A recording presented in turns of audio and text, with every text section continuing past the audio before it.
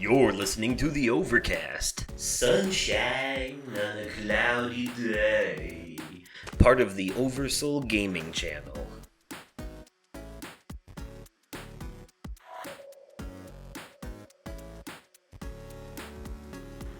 Hello there, everyone, and welcome to the Overcast, your joke-making, fun-having pop culture podcast. I am your host, Justin, aka Oversoul. And I am your co-host, Nick, aka the Gaming Fiend. And like always, we're bringing you sunshine on a cloudy day. And Yes. it's been a little bit cloudy around here lately because it's been snowing.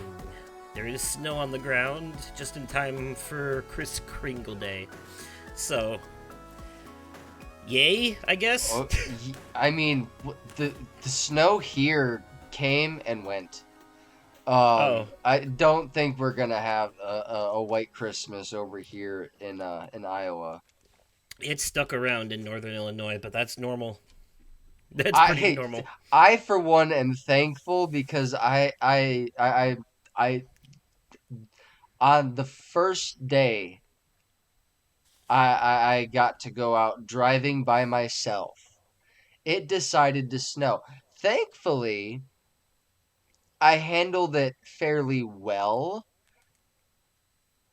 And when I did slide, I was able to quickly recover without hitting anyone or anything. Nice. Yeah, I remember But you saying that in the last episode. yeah, no, it's mm-hmm. But I'm glad that you're getting more driving out there. So, Yeah, no, I yeah. speaking of the last episode, our fine listeners, this Yeah. is the season 2 finale and also the 50th episode of the show if you don't count the bonus episodes. Yes. Yeah, which we don't, not for numbers anyway. But so, this episode's topic later on is going to be basically, it's called Cartoon Wars because we're kind of talking about a whole bunch of adult cartoons, but mainly Family Guy and South Park, and also kind of pitting them against each other in different ways. But they are to thank for a lot of our pop culture knowledge over the years. I know Yes. growing up watching Family Guy, I was kind of I forced myself to look up what different things were so I could get the jokes. Family Guy is how I learned about Monty Python, Fair stuff enough. like that. So, We are the knights who say me. so there you go. And it's never too late. It's never too late to learn about things that existed. Um, so yeah, it's kind of a celebratory thing since we hit the big 5-0. Looking back on these shows. But also, there are some big changes coming. Oh, yes. So, next year, literally next year, next month is next year in January 2025. Our first episode of the year is going to be, our season 3 premiere. And as is tradition, it's going to be a year in review where we'll look back on everything that we really enjoyed media-wise throughout the year. And, name our movie of the year, game of the year, TV show of the year, all that stuff. So, and that episode is going to have a special guest from our past, making a fun comeback, but also that episode will be the first episode where it will no longer just be the two of us. We're getting a third cast member, and we don't want to spoil who yet, but it is someone who was a guest on the previous episode. They're going to become the permanent third cast member of the show, and then we'll be more like Distractable. Yes. But still formatted like Fortress of Nerditude. Yes. So, we discussed it privately and with each other and with the new cast member, and we were all on the same page, and we are excited to have them join us when that time comes. They are a very very excitable, very media literate individual that They told me privately after being a guest on the previous episode that it's some of the most fun that they've had in a long time. Just getting to, and they said it was more therapeutic than actual therapy. Dude, so, that's what I'm saying. Dude, seriously. That's how it so is for me too. yeah, yeah. And you know what? I feel that, it is nice to just have a place to get all these thoughts out on these different things that you like and Yes. stuff too. So, um, yeah, and to be able to talk with and this person, they know what it's like to be around a group of people who couldn't give a rat's ass about any of these things that you care about. So he's like, it'll be nice to be with a group of people who actually do, and Right. talk about them.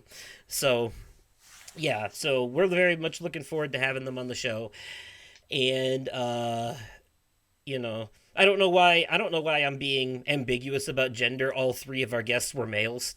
so Yes. like but yeah, but anyways, yeah, he's looking forward to joining us, and we're looking forward to having him, and it's gonna be great. Yeah. So that's gonna be a huge change. Starting with season 3, there will be 3 of us now, Yes. moving forward, and there might not always be all 3 of us in each episode. It you will always have me, but there's a chance that one or two of the other might be missing occasionally, whether for being sick or you know family stuff or something like that. Shit Mm-hmm. happens. So Yeah. I did a solo episode last season, so I really remember. Um, yeah, which was fun actually. Though I got to talk about Starfield. Um, I remember that one. yeah. So, anyways, that's the big thing, and also I want to put one last reminder out there for our listeners that my guess my top 10 games of the year and possibly win some money contest is still underway. You have until the ball drops in New York City on New Year's Eve to get your guesses in. That's the time I'm going by because they're the furthest ahead. So, um, yeah, and I know people from all around the world participate in this, so you'll just have to equate that to your time zone the best you can. Google helps. uh, Yes. so just go on Google and type what time is it in New York City right now, and it'll tell you. Right. Um, so no matter where you are. Yeah. So and then yeah, be on the lookout for the official top 10 video on New Year's Day, sometime in the afternoon. Hopefully, is what I'm planning on getting out there as a live premiere. So, um, yeah. So yeah, don't miss out on this opportunity because you have nothing to lose and possibly money to gain. So there are Right. just ask former winner Nick here. He knows. Hi. Yes, Yeah. I was one of the winners last year. Yes. You're getting a live testimony from a real winner, not a paid actor. Like I'll tell you exactly what I spent the money on. I spent the Spider-Man 2. money. Yes, I Spider-Man 2. We remember. did it. We did a bonus episode. I remember. I remember. Yeah, that I was was just telling the listeners. yeah, I hope they remember too. Yeah. Uh yeah. So, with all that being said, I before we get into the life updates, actually, Nick, since you had to leave early in the last episode, and I know you got your thoughts out on the announcement separately, but is there Yeah. anything else you wanted to say about the Game Awards before we move on from it permanently? Anything that you didn't get to say You in know, your I in your audio message or in that episode? I am Anything glad about the that winners? yeah, well, I do have a couple of thoughts I have about a couple of the winners. I'm mad that the Plucky Squire didn't get something Yeah, because that game is it's it's an underrated gem and I'm glad it got nominated for some things. The yeah. fact that it I got I nominated knew is awesome. I knew Bellatra was going to sweep the indie category though cuz it's such a popular game. Like it took off the moment it came out. And it's on the Switch on top Yeah, of it. that's a fair point too. It's Um, very it's not my cup of tea personally, but I know some people who would like it. It definitely feels like a Ryan game. mm, I'm sad that the WWE 2K24 game didn't win Best Sports Game, but I knew it wasn't going to. I'm glad that Grand Theft Auto 6 won most anticipated. I Mm-hmm. predicted that one. Oh yeah, we all knew that was Dude, coming. okay, so here's my thing. And I'm pretty sure I've said this before, but why not say it again? Uh the last game was put out over a decade ago. Of course, it's going to be the most anticipated game. Do you think it's going to live up to the hype, though? That was a question we I asked in the last sure episode. hope so. Or I sure fucking hope do so. you think it's going to be, well, I don't know if this is the right question to ask you because Kingdom Hearts 3 lived up to your expectations, whereas the rest of us it did not. So it might live up to the hype for you, even if it doesn't everyone else. Yeah, You know, true. True. it'll be. I'm interested in finding out when the time comes, though. Oh, absolutely. You'll be the first to know. I know it'll be a day one purchase for you, so Maybe oh, if I yeah, maybe. not if it's $160. No, Yeah, no, definitely not if it's $160. That's something I'll have to save up for. yeah. Save up for. I wouldn't even buy it at that point. I'd be like, no, fuck you. I'm not. I am not supporting that kind of unethical business practice. You must be out of your goddamn minds. Right. No, no. It's It's just, it's a game I would play. Um I definitely want to add it to my library when the time comes. Um but I am surprised and at the same time not surprised that Astrobot won Game of the Year, and I will have to say that is well deserved. mm-hmm. Well fucking deserved. Yeah, we definitely went all in on the conversation on that one. I yeah, And I listened. you were I did. actually there for most of that part. You were Yeah, actually there for that one. yeah, that part that part I was there for. I do want to say though, you have even more reason to watch Fallout now since it won Yes. Best Adaptation, which I Yeah. I knew that was coming. It was the only right answer on that list, Yeah. honestly. It was the And only there was right no way answer. Knuckles was gonna win. No, no, not at all. No. How that even got nominated, I have no idea. Lack of they needed to fill spots. There wasn't anything else out. They were like, well, we need six nominees. Might as well throw a couple pieces of trash in there because nothing else exists. You know, Right. that's all that came out this year. That's why. Yeah. It was a lackluster year overall, which is like in any other year, I don't think Astrobot actually wins, but I'm glad that it did because it was objectively the most standout game this year. Oh, Uh, absolutely. but like the fact that some of the top games this year are a 90s platformer, a roguelike card game, and a piece of DLC says a lot Mm-hmm. about the low quality of games this year, you know? Yeah. Uh-huh. So, and that's not to knock any of the nominees. I'm not being disingenuous. They all deserve their nominees, but if this was like 2018 and they were up against like God of War and Red Dead Redemption 2, they wouldn't stand a chance. You know what I Right. mean? It's about what they were up against is why they were regarded so highly.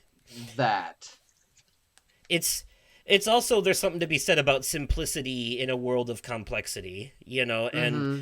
it doesn't get more simplistic than a 90s platformer and a card game. So, and Right. those are the kind of like and they're also bite-sized games that you can enjoy in small sittings that you don't have to dedicate hours of playtime in one go.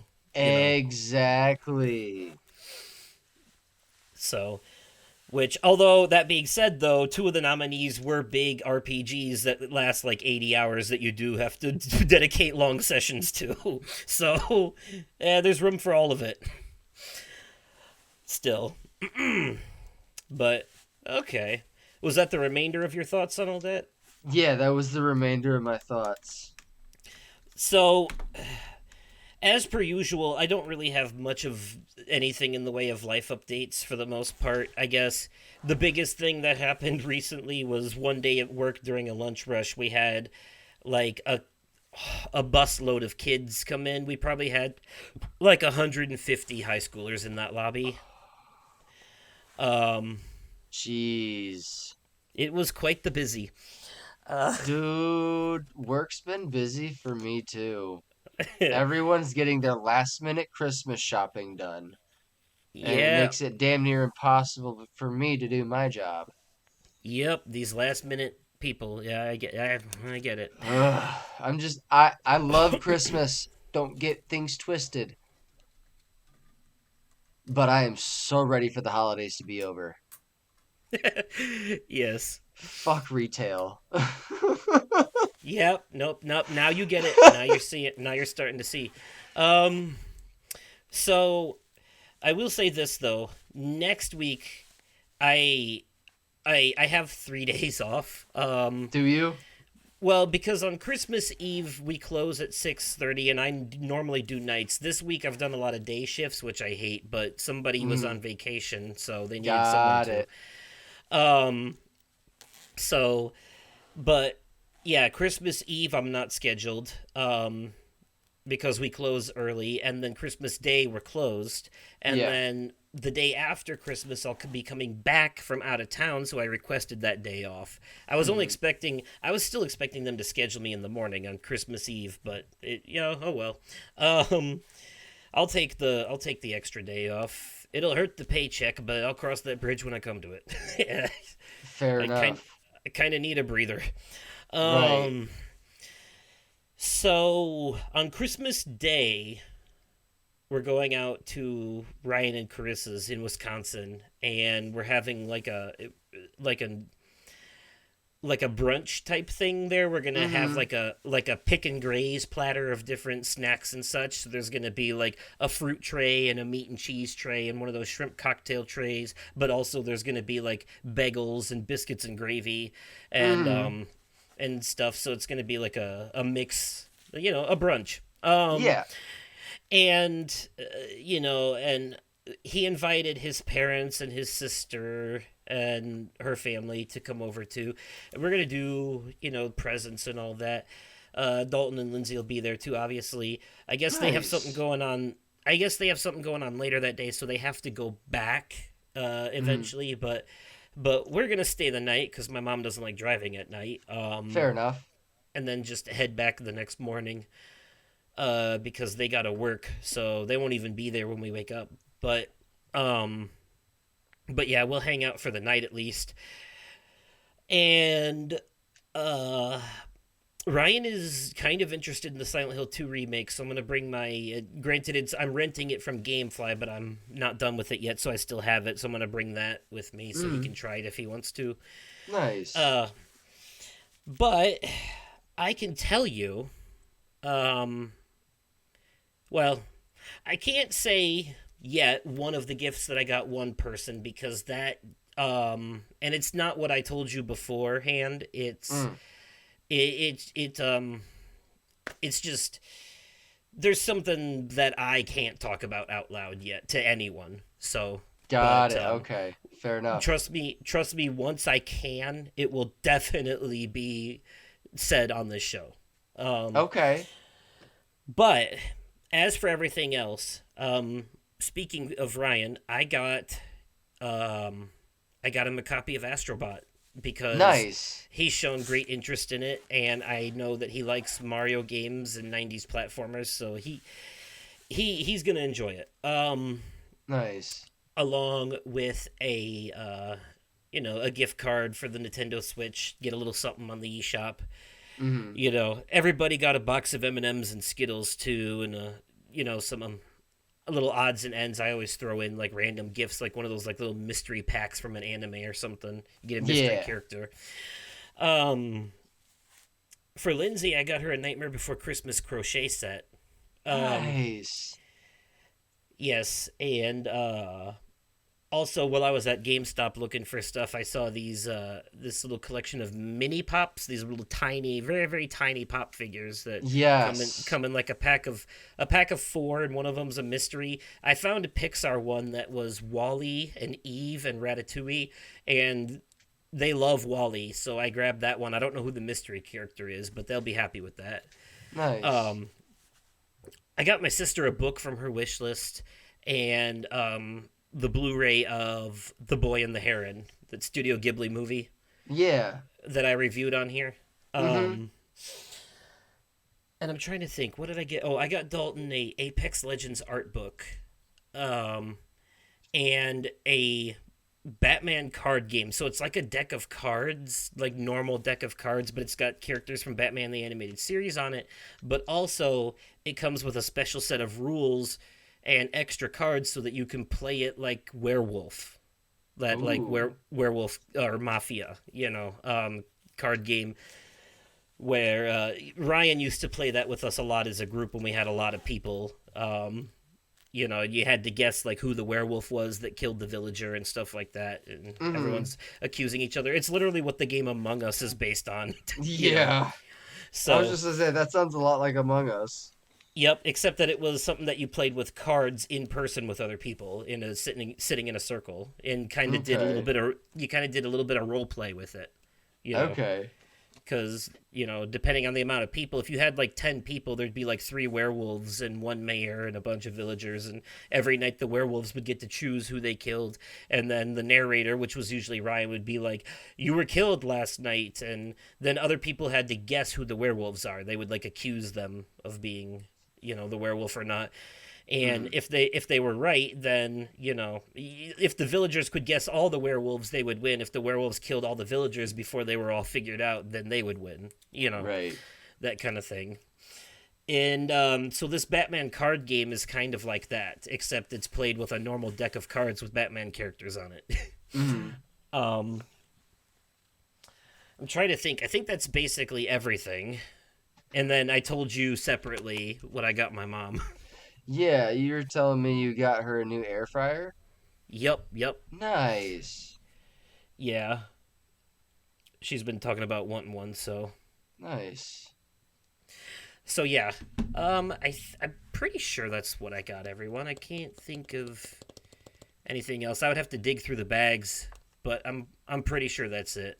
So, um, and then only other thing I have is my usual SNL update. I skipped it in the last episode, but I thought the Paul Mescal episode was pretty cool. He's the main protagonist in the new Gladiator movie, and for a first timer, he did a really good job with hosting. He fit right in with the skits. He was pretty funny. Nice. But on the opposite end of the spectrum, I gotta be honest, I was a bit disappointed in the Chris Rock episode. um, Really? I mean, there were some great skits in there. I particularly liked the Black Santa skit. That one was hilarious. And there's a great Adam Sandler cameo in this episode too. Oh, nice. Um, but outside of that, though, a lot of the skits in general just kind of fell flat for me. And his monologue in particular, I didn't laugh once. The whole monologue. I don't. Jesus. And that's crazy because I thought his stand up earlier this year was hilarious. But I don't know, something about his monologue, he just felt really cocky in this monologue to the point where I kind of wanted Will Smith to slap him again. It was, you know, like Ooh. I was like, I was. man, Chris, I was on your side the first time, but now I'm starting to think you might have deserved it. Like after listening to your monologue in this episode, Jesus Christ. Um God damn. so yeah, I wasn't a fan. But I don't know what it is. The thing is though, I knew that if whenever Chris Rock hosts, half of the skits are all like racist as hell. Like it's just his thing. Yeah. So I get it, but like after like the fifth or sixth one, it started to be like they were just playing the same note over and over again throughout the episode. The, Jesus. the Black Santa one is genuinely hilarious though. That one is fucking funny. And again though, I know you like Chris Rock, so you'll probably like this episode. It's their pre-Christmas. No, they always do two Christmas episodes. And one is like the Saturday right before Christmas, and the other is the one before that. This one had Christmas skits, obviously, but tonight they're doing their actual Christmas episode being hosted by Martin Short. So, Ooh, I'm gonna have to watch that. yeah, I recommend watching both of them. Don't just because I didn't like it doesn't mean you won't. Fair You know what I enough. mean. Yeah, He is an old head, and at the very least, you got to watch the Black Santa skit. That fair one's pretty enough. fucking good. Um, but yeah, it helps to have the context to know what I'm saying, and also, no matter how bad the host is, the weekend update is always great. Oh, It's always absolutely. I always look forward to the weekend update. it is the highlight of the show for me, quite frankly. Yes. The way those two go back and forth is always fucking funny. That's something that they've always done on the weekend update though. Yes. Yep. Yeah, I love to see it. I love to see it. Hell yeah. They had like a gala, like a New York gala where they brought back like so many SNL faces, like a special party, like a private party they had for the 50-year anniversary, and like Steve Martin was there, and so many people, old cast members. They were talking about it on the Lonely Island Seth Meyers podcast because they were all there for it too.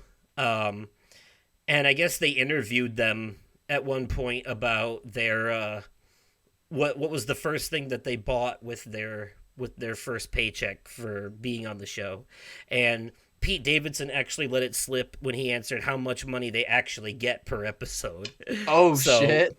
yeah, and they all had like vastly different answers though. Like Bowen Yang said that he bought some designer shoes, but Jason Sudeikis said he paid his rent. So it was like, yeah, they're all over the map with what they did with their first paycheck. Fair enough. So I uh, really hope they bring back um Bill Hader to do Stefan one more time. I think it would be funny. yeah, season's not over yet. It doesn't end until sometime in like March. Usually Hell, is like the Seth last Meyers episode. could even come back and do a segment on the weekend update, and I wouldn't complain. Yeah, yeah, I'd love to see him come back as host, but Hell yeah. yeah, yeah, it's pretty much the long and short of it. Not a whole lot going on in my life, but I'll have, in the next episode more to talk about post Christmas. I'll get to talk about how Christmas went. So there's that. Mm-hmm. And New Year's. I don't really plan on doing anything for New Year's, but at least I'll have Christmas to talk about. So, uh well, how's it going with you then? So man, I've got quite a few things I want to talk about. So Thursday night, Sarah and I went to the Wells Fargo Arena for an Iowa Wild 365 VIP full season uh ticket holder event. Skate with the Okay. team. So we got out on the ice. I brought my ice skates. She brought her ice skates, and we got out. We were skating on the ice that the boys play hockey on. We even went center ice and stood. We're standing on the Iowa Wild logo, Nice. dude. I wish you got to talk to some of the hockey players. I was like, where's Brandon Gaunce? Brandon Gaunce. The reason, like, because I wanted to talk to him because on the 11th, the day I got my driver's license, they played the Rockford Ice Hogs. Now we chose not to go to that game because of the feels like temperature. It was like -2. It was fucking cold, and I wasn't gonna take my daughter out in that if I didn't have to. So we watched the game from home. But Brandon Gaunce, he got a hat trick that game. For anybody that doesn't know, a hat trick is you get 3 goals in one game. One individual gets 3 goals in one game. And how he got his hat trick blew my fucking mind. So when you send a puck all the way down to the other end of the ice from where you're at, that's initially called icing, and can that's yeah. So Brandon Gaunce sent it down to the other end, not thinking it would go in the net on the other side. But wouldn't you know? Mitchell Weeks, the goalie for the Rockford Ice Hogs, thought it was icing too, and he watched it go in the net. And they counted that as a goal. So I wanted to talk to him about that. I'm like, dude, I'm from Rockford, and I felt that from the couch at home. How does that something like that happen? Like, I have never seen anything like that happen in a hockey game ever. Damn. Dude, and the reason he wasn't there, he got called up to the big leagues to play in Minnesota for the Minnesota Wild for the in the NHL. Okay. Yeah, but let's see. I'm taking my daughter to see Sonic the Hedgehog 3 the day after Christmas, just me and her, a daddy daughter day, since she's out of school and I'm off work that day. We're apparently going to see Mufasa on Christmas after we go to Sarah's mom's house to open presents there. And then on my birthday, we're going to see Wicked again, but this time for the sing along. And we're bringing my daughter along for this one. So Nice. she's gonna get to see Wicked. I approve. It's something I needed to see first. I'm like, we'll see. And there's nothing wrong with it. It's a great movie. There's nothing in the original Wizard of Oz that's No, no, that's bad either, no. honestly. That's So yeah. It's all family friendly. not unless you're like one of those pearl clutching religious nuts that's like, "Ah, the witchcraft." You know. Yes, like the concerned moms of America couldn't even stop Wicked at this point. It's the number one movie in the world right There you go. now. Like, man, but no, it's I think the last time I had been to a movie theater this often is when you and I used to go all the time. Yeah, back when they did get glue stickers. Yes, yes. Yeah, that's the get glue stickers. Yes, Yeah, those were man. interesting days. Yeah, they I were. uh I saw a lot of movies that I never thought I would see just for those damn achievements. Like that stupid one with The Rock and Mark Wahlberg about the bodybuilders that Oh, get involved into the thing and oh, stuff shit happens. I forget the name of it. It wasn't Get Hard. That's the comedy with Kevin Hart and Kevin. Will Ferrell. Yeah. It wasn't that. But yeah, see, it's so generic and bad that I can't even remember the name of it. I just remember who was in it. Well, alrighty then. Is there anything else? Yeah, 1 second. Oh, okay. You're looking up that movie, aren't you? Pain and Gain. Yeah, Yeah, I knew it. that's why I was so quiet. I was looking up the name of that movie because it was bugging the hell out of me. Yep, yeah, you're one of those people. You're like, I gotta know the answer. I can't just let it go. I gotta know. Yep. Mm-hmm. Yeah.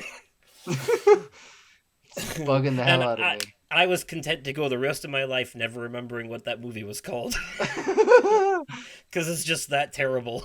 It had Tony Shalhoub in it too.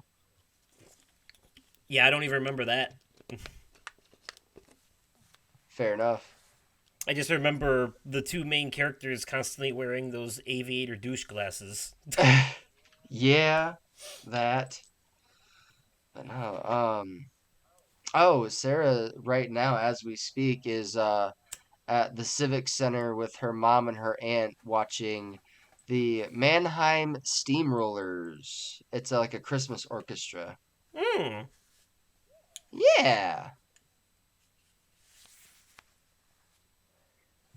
What fun. Oh man. And then we got the New Year's game coming up, the 28th. They're playing the Rockford Ice Hogs, and it's the Ring in the New Year game, and they have post game fireworks on the ice. Oh, okay. Yeah, that's gonna be fucking cool. I'll get video of it and send it to you for sure. Intriguing. Yes. Yeah, it's cool. Yes, I would like to see that. Hell yeah. Well, alrighty then. You know what? Before we transition over into the media corner, I'm going to ask you real quick, and I'll answer this too. What is on your Christmas wish list that you're hoping you got the most? Again, my family, we just send each other our Amazon wish lists every year and just go off of that, for the most part. There was so I initially asked my mom It for can't be something that this. you know that you got either. It's got to be something that you're hoping you got. Okay, yeah, fair. I'm hoping, fingers crossed, hoping that so when Sarah, well, there's a little bit of a backstory. When Sarah and I went out to Rockford to get pick Nibbler up from you, um, I slept on my mom's couch and my AirPods got lost in her couch. Oh, okay. So, and the new ones just came out and they're not badly priced this time around. I'm really hoping I get the AirPods 4 with active noise cancellation because with the one with the active noise cancellation, it has conversation awareness. Nice. Yeah, I think they're priced at 179, Okay. which isn't with all things considered with how much I've paid for AirPods in previous years, that's not badly priced. I think the last pair that I paid for was like 250. Okay. So they've increased the amount of technology but decreased the pricing, which is nice for a change. Right. So it's probably unrealistic because it just came out, but Yeah. my um I think my top wish was for Fantasia Neo Dimension, which is a PS5 and Nintendo Switch JRPG that just came out that has the same composer as classic Final Fantasy games. Um, Hmm. and we've seen it advertised on a couple of Nintendo Directs and stuff before. It was brought up. Okay. It's the one where I forgot. It has turn-based combat like a Final Fantasy game, but it's different. You could like string enemies together and attack them all at once and shit like that. And Hmm. it's got like a different art style. But if I'm being honest, I if I'm being more realistic, I'm kind of hoping I got the they just re-released the South Park movie, the original South Park movie, Oh, bigger, longer, and uncut nice. on 4K Ultra HD Blu-ray with it's the 25th anniversary version with a whole bunch of extra bonus features that I'm kind of it's only Nice. 18.99 right now. Fantasia Neo Dimension is sold out. So I you know, so yeah, that's kind of where I'm hoping. But we'll see. Obviously I'll be Mm. happy with anything that I get. I always am. Yeah. So but those were like top wish list items for sure. Um, so yeah. All right. With all that being said, though, I say we can transition to that media corner now. Yeah, let's mosey on over. I love Christmas.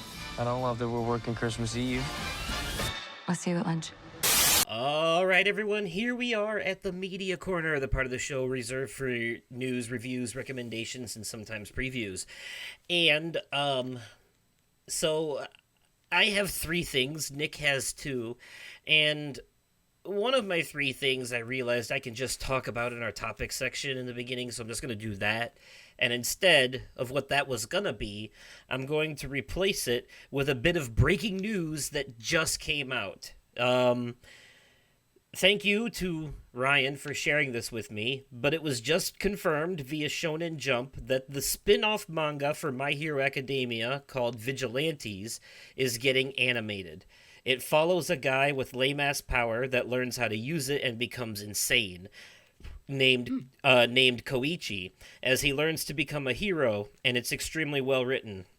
There's also an entire story arc that they adapted part of for the anime for My Hero Academia, where you get to see Eraser and Present Mike as UA students. And I remember that there is a bit, there's a backstory bit in one of the seasons where you get to see two of the teachers when they were students back at the school, and that's adapted apparently straight from the spin-off comic Vigilantes, which is now going to be fully animated into a spin-off show.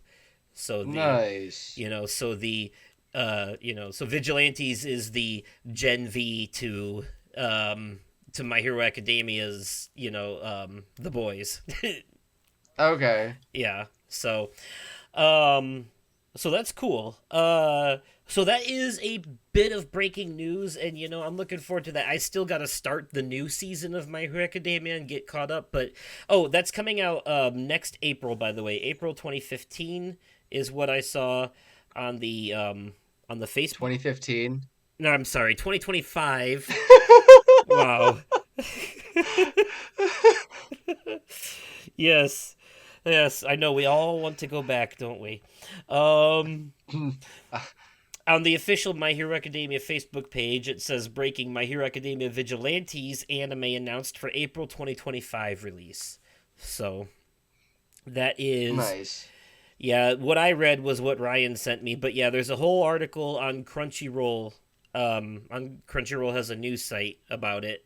So Nice. that's how you know it's official. Um Nice. yeah.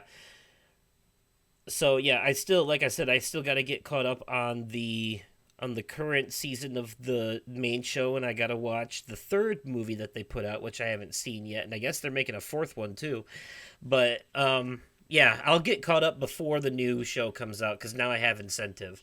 So that is my first media corner entry. Just a little piece of breaking news. I just wanted to throw that out there. Nice, short and sweet, and to the point. All right, your turn. Yeah. So I recently watched a movie on Netflix. It's called Carry On. Right now, it's streaming in number that as the number one movie in the U.S. on Netflix. It's oh, so this is an action Christmas movie, and I'm gonna say something very kind of controversial here for a second. Dare I say this is better than Die Hard? Kind of controversial. They're gonna burn you at the stake for that one. I mean, I'll take it because I'll die. I'll die at the die at the, I'll take these words to my grave. He said, "Oh, I will take I'll die hard at the cross." I'll take these words to my grave. This movie is better than Die Hard. So it's you just about don't have the patience for old movies. That's the problem. that. They're they're a product of their time, and you can't get past that part. Sometimes there's very rare where I could sit there and watch a movie that's old as shit, like The Wizard of Oz. Yeah. Um, but this okay, so it's about it's a young he's a young TSA agent, and him and his girlfriend work at LAX. Okay. she's manager of airport operations, and he's a TSA agent. Bag check, baggage check. Um, so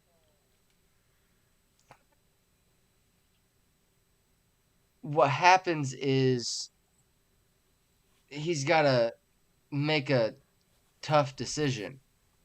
A mysterious traveler blackmails this young TSA agent into letting a dangerous package slip through security onto a Christmas Eve flight.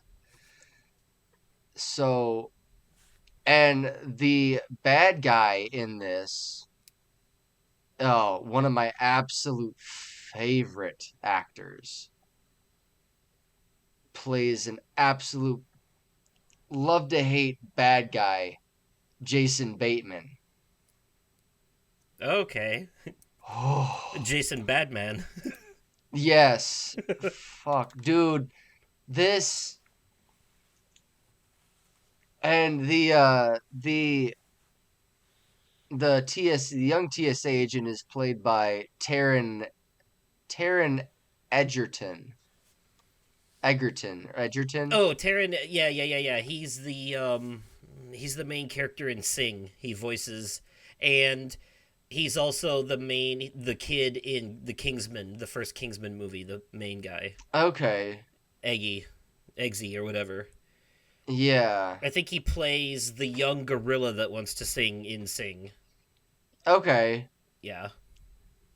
But no, this Yeah, was Taron Egerton or some shit like that. Yeah, he's British, I think. I don't know. British people do a better American accent than American people do a British accent. So, I mean, you're not wrong.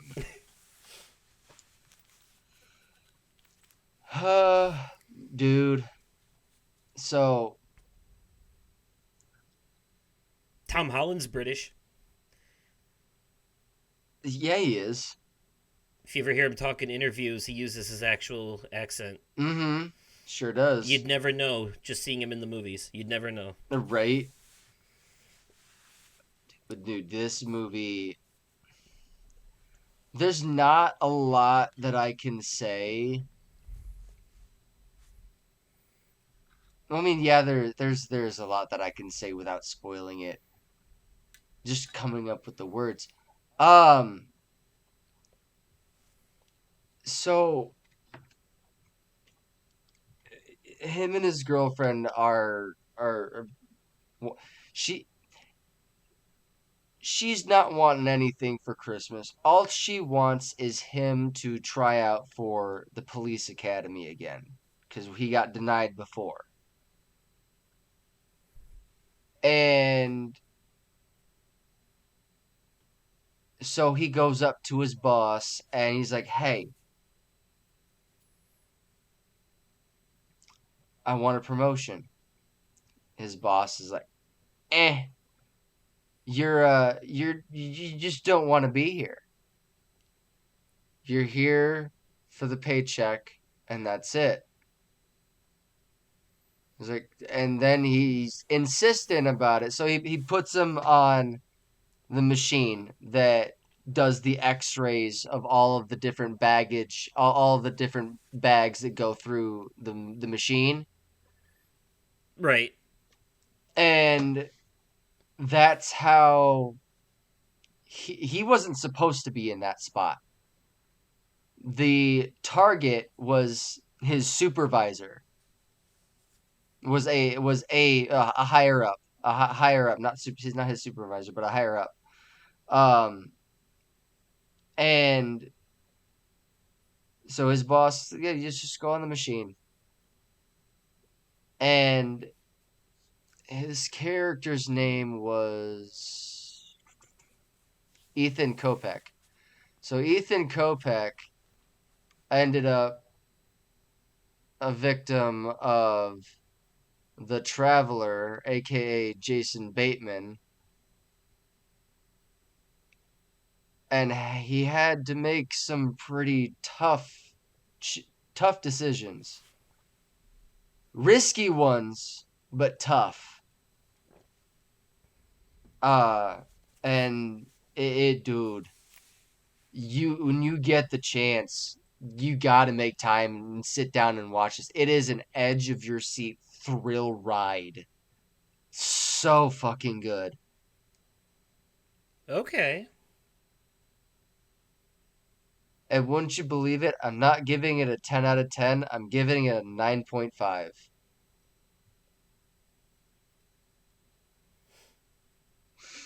I mean, Which you're isn't any still better. no. You can give it whatever you want. I just it's just easy to you make it so easy to make jokes. You just make it so easy, Yeah.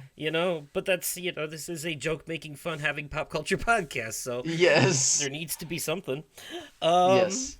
okay, yeah, no, that actually that does sound interesting. I'd give it. It sounds like a Dude. it sounds like a dumb pop like turn your brain off popcorn flick that you can just kind of like No, dude. enjoy. This No, this is a movie where you really got to pay attention because if you look away, you're going to miss something.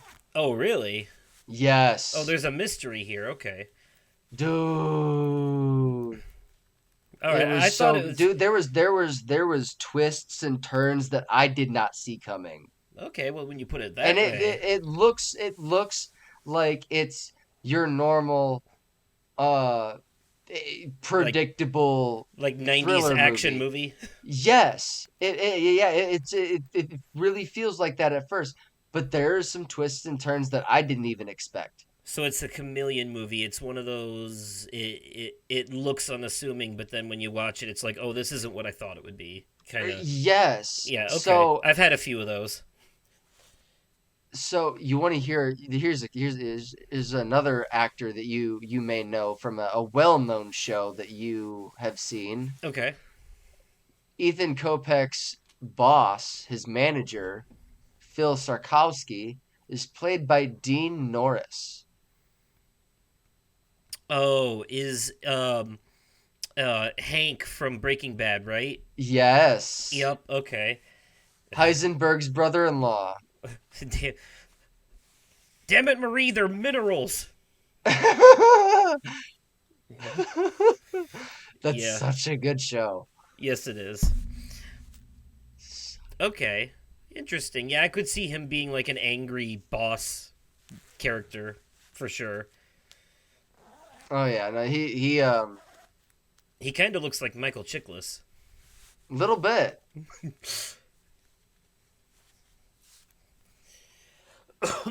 Okay. But yeah, no, it was so good. Well, I'm glad you enjoyed it because I also saw a movie recently in the theaters on the day it came Oh, out, which was yesterday. very nice. Very nice. And I had a little bit less of a good experience, let's be honest. Oof. And this is, you know, I was coming into this with high expectations because of the previous two, but this movie, Sonic 3, Sonic the Hedgehog 3, the third movie in the live action series, the first movie I thought was really well done. It was a good return to form for Jim Carrey. Ben Schwartz plays a great Sonic voice. It felt like translating video game stuff into live action worked really well, had a nice heartwarming narrative. The second movie, it was still good for the most part, had some great video game moments, but it did feel like the second movie wasn't as good as the first one. Still good, though it wasn't, but there were moments where it was starting to lean into um, weird territory, like that whole dance battle scene and pretty much everything with the wedding. Um, at least for me. But then there were the parts where it felt like I was watching a video game come to life, and I loved those parts. It was like the story of Sonic and Knuckles. Um, and but then this movie, a lot of the same problems I had with the Knuckles show is prevalent here. It's like the first two movies were created for fans of the games, but then they realized that half the audience coming to these movies were children, so they started leaning more into pandering to them instead of the gamers. And now Oof. what you have is where before you had video game movies that could appeal to children, now what you have is a children's movie with video game elements.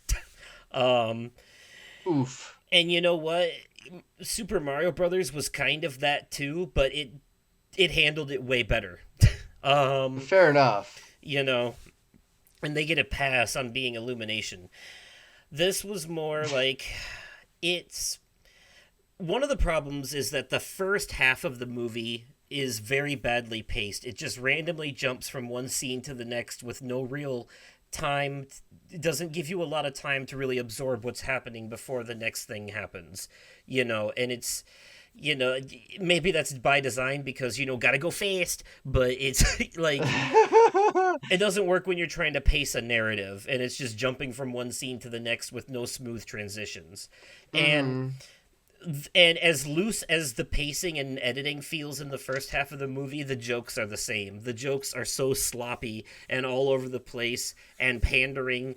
Sonic has gone from quippy Peter Parker style jokes to basically smug Bugs Bunny jokes and Oh no. pop culture references and shit, it's yeah, it's those it's those things where they're like there's literally shit like where they're talking about breaking into a heist museum, or they're breaking into a place to steal something, like heist style, and Sonic's all like, where's Tom Cruise when you need him? Yuck yuck, that kind of shit. And it's Oh just like jeez. that's just Paramount filleting themselves is what that is. Uh, Yeah. um, that kind of shit doesn't land for me because it feels forced. Yeah. A lot of jokes in this movie feel really forced, and that is, they don't flow naturally. It's very sloppy. It's bad writing. In Oof. my opinion, it's not as bad as the Knuckles show, but it's definitely leaning that way. It's very, you know, um, stupid in a lot of ways. There's no other way to put it. There's just some parts that are really fucking dumb. And unfortunately, a lot of those parts have Jim Carrey in them, where he was hilarious in the first two movies, but in this one, he's just become like a washed up slob, and it just really, and he's clearly got abandonment issues. We meet his grandfather, Gerald Robotnik, which I won't really call a spoiler because they're following the story of the Shadow the Hedgehog video game here. So dealing with Maria and Gerald Robotnik, and there's some elements of Sonic Adventure in there too. um, but Jim Carrey's playing two characters in this, Ivo Robotnik and Gerald Robotnik, both, so Mm. him and his grandfather, and he goes full Deadpool on that in one scene. Uh, Oh, he's which not Ryan Reynolds. He can't get away with that. it works in some things, like Family Guy can be meta, Rick and Morty can be meta. This they're pushing it here because again, there's a way to do those fourth wall breaking meta jokes and have them work, but when you literally just turn and look at the camera and say, "Hey, we're one guy playing two people in the same movie," that feels forced and shoehorned, and it's not. That's not natural. It's No. it like they literally pause the movie to draw attention to it. It's dumb. So Oh, jeez. yeah, it didn't work for me. At least none of that. And Jim Carrey were like mostly in the first movie, the first couple of movies, he had some great one-liners and funny quips, and he did some funny noises and movements. We're like, hey, the old Jim Carrey's back. In this one though, I don't know if it's just like the old guy fat suit that they put him in or what, but it just doesn't work as well. It looks more cringe than funny in this one. Like a lot of it just comes off very cringy. I'll put it to you this way. I was in a sold out theater for this movie. Oh, jeez. Literally every seat filled. Damn. Not a single reaction the entire movie. Not a single laugh, not a single noise whatsoever. Everyone was dead silent the whole movie. So Jeez. that might be a way to put it. I got it. I actually like got like one of those like like snort laughs where you just like breathe out through your nose real quickly. At some of the lines in the movie, and Mm-hmm. there were a couple emotional moments that almost got to me, but yeah, and I actually remember hearing a couple of dudes on my way out say that that movie was terrible, you know, Oh and I'm like, no. you're not coming to see the third one unless you've seen and liked the first two. So to say that means that I'm not the only one who felt this way about this. This movie is a huge step backwards from the first two, in my opinion. Unfortunately, it just I don't know. It does pick up in the second act. The pacing gets better in the second act once they figure out what their story is, and it becomes more about saving the world from Robotnik's doomsday device, you know, Mm. which is another thing ripped straight from the video games, by the way. There's like a whole Yeah. space station with a laser on it that you fight. Yeah. Mm-hmm. Um, so, yeah. Um, and that was cool. And everything, literally everything surrounding Shadow in this movie was perfect. They handled Shadow perfectly. His powers, his design, his attitude, his morally ambiguous, conflicting backstory, his relationship with Maria, and all of that. That was well handled. The best parts of the movie are the flashbacks with Shadow and Maria. Quite frankly, those are the best parts of the entire movie. And to me, everything having to do with Shadow saves this movie from being a complete disaster. It is because of him that it is good. Um, Fair enough. so, and also like Agent Stone, Robotnik's sidekick, there's like this whole forced melodrama thing with him where he was like, "Oh, I care about him, but he treats me like crap," and blah blah. No one cares. Shut up. I don't. It's. That's not what I'm here for. It's I know they have the whole like family thing in there, but again, this is why I feel like they're pandering more to children. Now they're trying to shove this like before it was just like a cool video game movie, and now they're doing this shit. You know what I mean? Like, Mm-hmm. um, so and that's fine. They got the family and all that. The dog has a few funny lines. The dog who doesn't actually say anything. He just barks and there's subtitles on the screen. And even that, some of the dog's lines in this movie are funnier than most of the movie. Oh, So that's saying something. you know, um, but yeah, but the shadow parts are fucking perfect. I love the shadow parts. Honestly, I don't know. Maybe it's just me getting tired of Jim Carrey's shtick. Like it was fun the first two times, and now it's getting old. But also, it just like I don't know. Jim Carrey in a old man fat suit with like robot claws and a robot scorpion tail come out of him. It just doesn't look right. And it's also like the CGI on it was really bad and it's just cringy. It's just cringy for the most part. Um it was just some of it was just like visually hard to watch. Like I don't know, like outdated slapstick, quite frankly.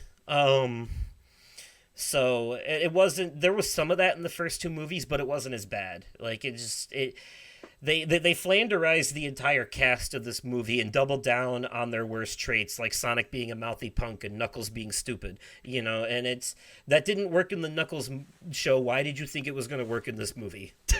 Right. All that character development that you put him through just to make him the dumb muscle guy joke again. You know what I mean? So Right. uh yeah. So yeah, I don't know. I I will say the soundtrack is amazing. By the way, there are parts where they actually rip songs straight from the games and put them in here. There's a whole fight scene with Sonic and Shadow that has Live and Learn playing to the background, and that was really cool.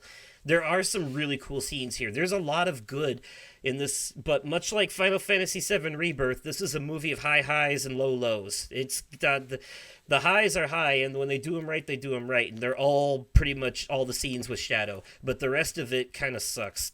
Now I had a question. Yeah. What part of the movie does the song "Run It" by Jelly Roll play, or does that play at the is that the very first song that starts the end credits?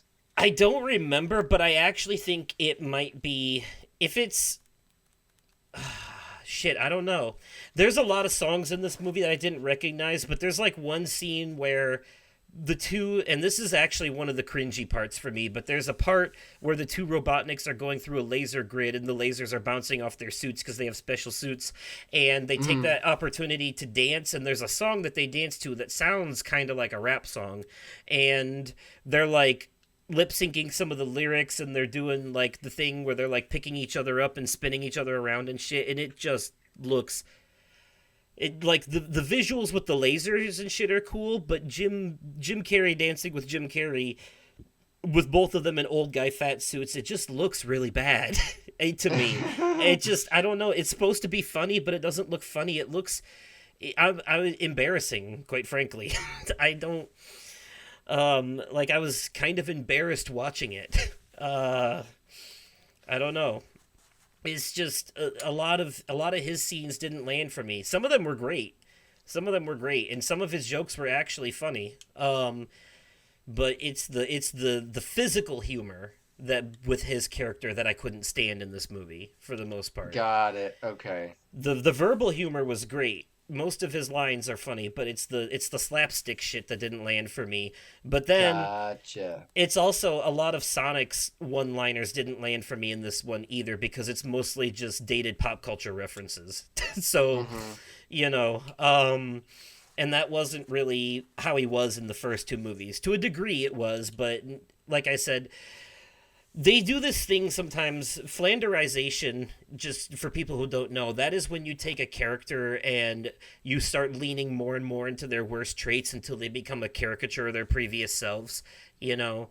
And the term comes actually from Flanders from The Simpsons, where originally he was a religious neighbor, but he had who he is in the show now is not who he was in the beginning. They leaned more and more to his religious side and his hi ho diddly side of things until that just became who he was. You know, Yeah. just like Homer wasn't always stupid. He was actually kind of like, he was actually smarter in the earlier seasons, and they leaned more and more into his doofusness until he just became full blown dumb. You know, Right. that's called flanderizing a character. They do it. They've done it on Family Guy with with Stewie's homosexuality, Brian's pretentiousness, Peter's misogyny, all that. So, um, and they've leaned further and further into that. Quagmire being a predator. So they've done that. Three movies in now, I feel like they've done that with these characters, with Robotnik and Sonic especially in these Oof. movies. So I feel like they flanderized the shit out of them already. um, What would you rate it? I'm gonna give it a 7 out of 10. Oh, If it wasn't for Shadow saving this movie, it would be a 6.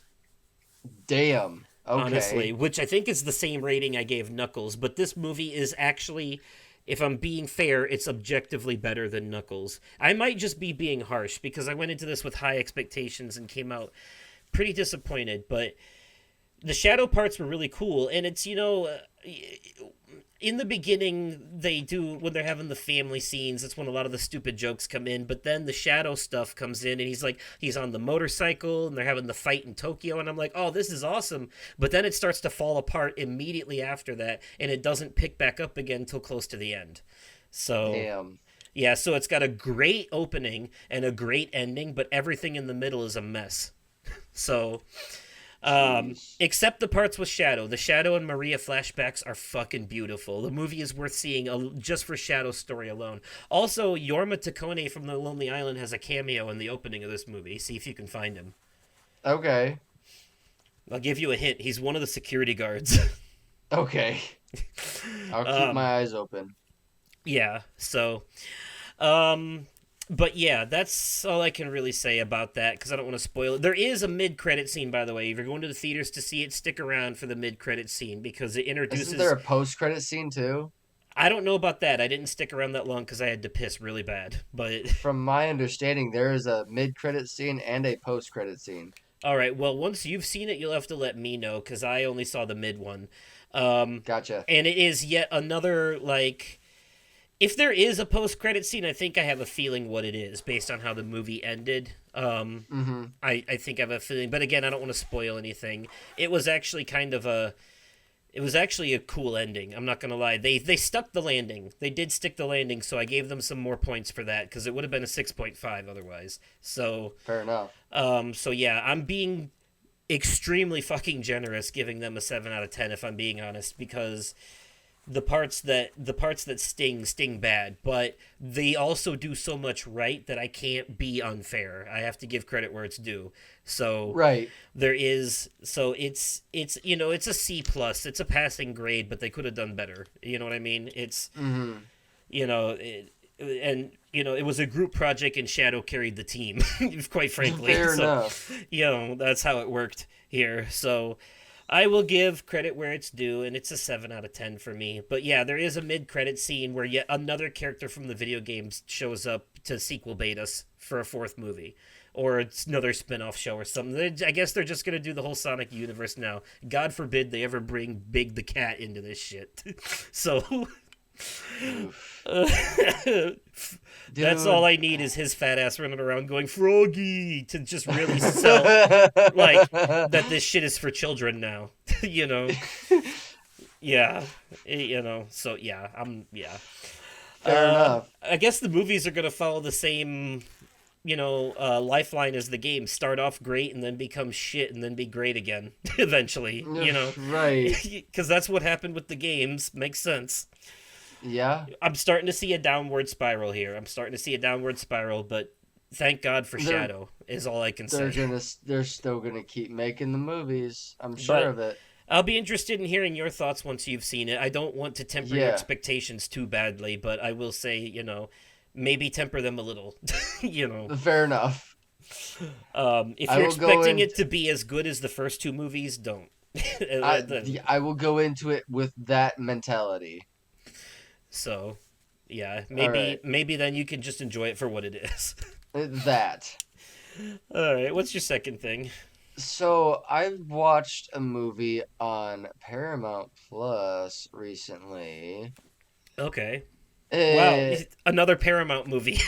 uh, hi. Yeah, no, Oh, this wait, one's a wait, wait. I do want to say real quick before I forget, I only had 3 movie trailers before my movie. I just want to throw that oh, out there. Yes, because it was a question was brought to me recently about how I'm not getting like 20 minutes of movie trailers before my movies when everyone else is. I don't think my theater has the budget for that. I I was think gonna that's say what it is. your theater's not it's not a franchise like Cinemark or AMC. Right, because they have to pay for that advertising or vice versa. I don't know how it works, but yeah, it's Yeah. dude. They had 3 movie trailers, and each trailer was cut in between by an actual commercial, like a real commercial.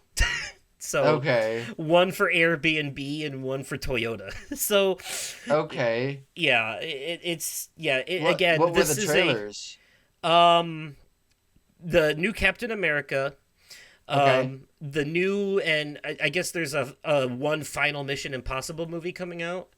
Okay. And then I fucking forget what the third That would one explain was. the Tom Cruise reference. Yeah, well, Paramount. It's Paramount. That's That why. fair, yeah. But it wasn't just they made references to so much shit, so much I actually lost track, to be honest. So yeah. So yeah. Yep. That is. I don't remember what the third trailer was, to be completely honest with you. Fair enough. But what's the Paramount But movie you saw? it's got Jack Black in it and he plays Satan. This movie's called Dear Santa. This boy, this 11-year-old writes a letter to Santa. But here's the thing. He's dyslexic, so he misspells Santa and writes Satan, summoning Satan himself. And he goes to bed one night, wakes up because Satan's in his bedroom, and is like, "You summoned me." Like,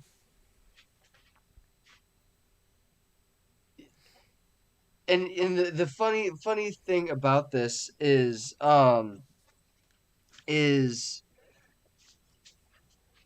this whole time Satan is standing in this boy's room. This boy thinks it's Santa. Satan runs with that Okay. and takes advantage of this kid. Gives him 3 wishes, but the only catch is at the end of the third wish, Satan takes this kid's soul.